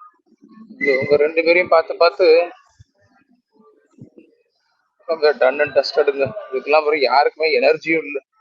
நம்மளுக்கு தளபதி களத்துல வந்தாதான் அடுத்த ஊக்கமும் அந்த எனர்ஜியும் நம்மளுக்கு அடுத்து வரப்போறது. வந்து கை காட்டிட்டாருன்னா போதும், செய்யறதுக்கு ரெடியா இருக்கானுங்க. அங்கிட்டு ஒரு பக்கம் கை காட்டுறதுக்குள்ள இவங்க என்னென்ன வேலையெல்லாம் செய்யறாங்க டிஎம்கே. அதாவது நேற்றுக்கு எத்தனை பேர் அந்த ஃபீலிக்ஸ் இன்டர்வியூ பாத்தீங்க ப்ரோ? நான் ஃபுல் இன்டர்வியூ பார்க்கல, பட் ஒரு கிளிப்பிங்ஸ் பார்த்தேன்.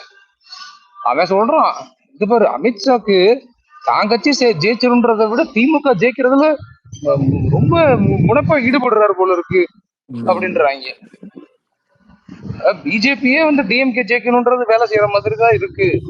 அவங்க ஒரு எடுக்கிற நடவடிக்கைகள், அவங்க செட் பண்ற அஜெண்டா, ப்ரொபகண்டா எல்லாம் டிஎம்கே எப்படியாவது ஜெயிக்க வச்சிடணுன்ற மாதிரி தான் இருக்கு. அது ஏன்னா இவனுங்க கேள்வி கேட்கற மாதிரி கேட்டுட்டு அங்கிட்டு போய் காலில் விழுந்துருவானுங்க. இந்த மாதிரி மக்களோட மக்களா சேர்ந்து நம்ம கேள்வி கேட்டா அவங்களால தாங்க முடியாது, பதில் சொல்லியே ஆகும். நம்ம காலையில் இவன்ட்ட பேசணும்ல, அந்த டிஎம்கே வந்திருந்தானே, நம்ம ஒரே கேள்விதான் கேட்கிறோம். நீ ஏன் பிஜேபிய உன்னுடைய எதிர்ப்பு வந்து நீ எவ்வளவு ஸ்ட்ராங்கா பதிவு செய்யற? ஏன் நீ பயஸ்டா பதிவு செய்யற? எல்லா விஷயத்திலும் நியூட்ரலா இருக்க மாட்டேன்றன்னு கேள்வி கேட்டதுக்கு அவங்க திரும்பி நம்மளேதான் கேள்வி கேட்கிறானே ஒழிய, ஏன்னா 10 வருஷமா நீ தான் அவனை எதிர்த்து 2 தடவை 40 எம்பி அனுப்பிச்சிருக்க, 39, 40, 38, 40 அனுப்பிச்சிருக்கு. என்ன கொள்கையில எதிர்த்த, என்ன இதுல எதிர்த்துங்கிற நம்மளவே கேள்வி கேட்கிறாங்க. புரியவே இல்லை ப்ரோ. அவனுங்களை நம்ம ஸ்பேஸ்ல ஏத்துறதே வேஸ்ட் பிரதர், டைம் வேஸ்ட் பண்ணிட்டு போயிடறானுங்க. இல்ல, இவங்களுக்கு எதிரி அப்படின்ற வார்த்தைக்கான அர்த்தம் கூட தெரியல ப்ரோ. ஏன்னா அண்ணன் தெளிவா சொல்லிட்டாரு, கொள்கை எதிரி, அரசியல் எதிரி.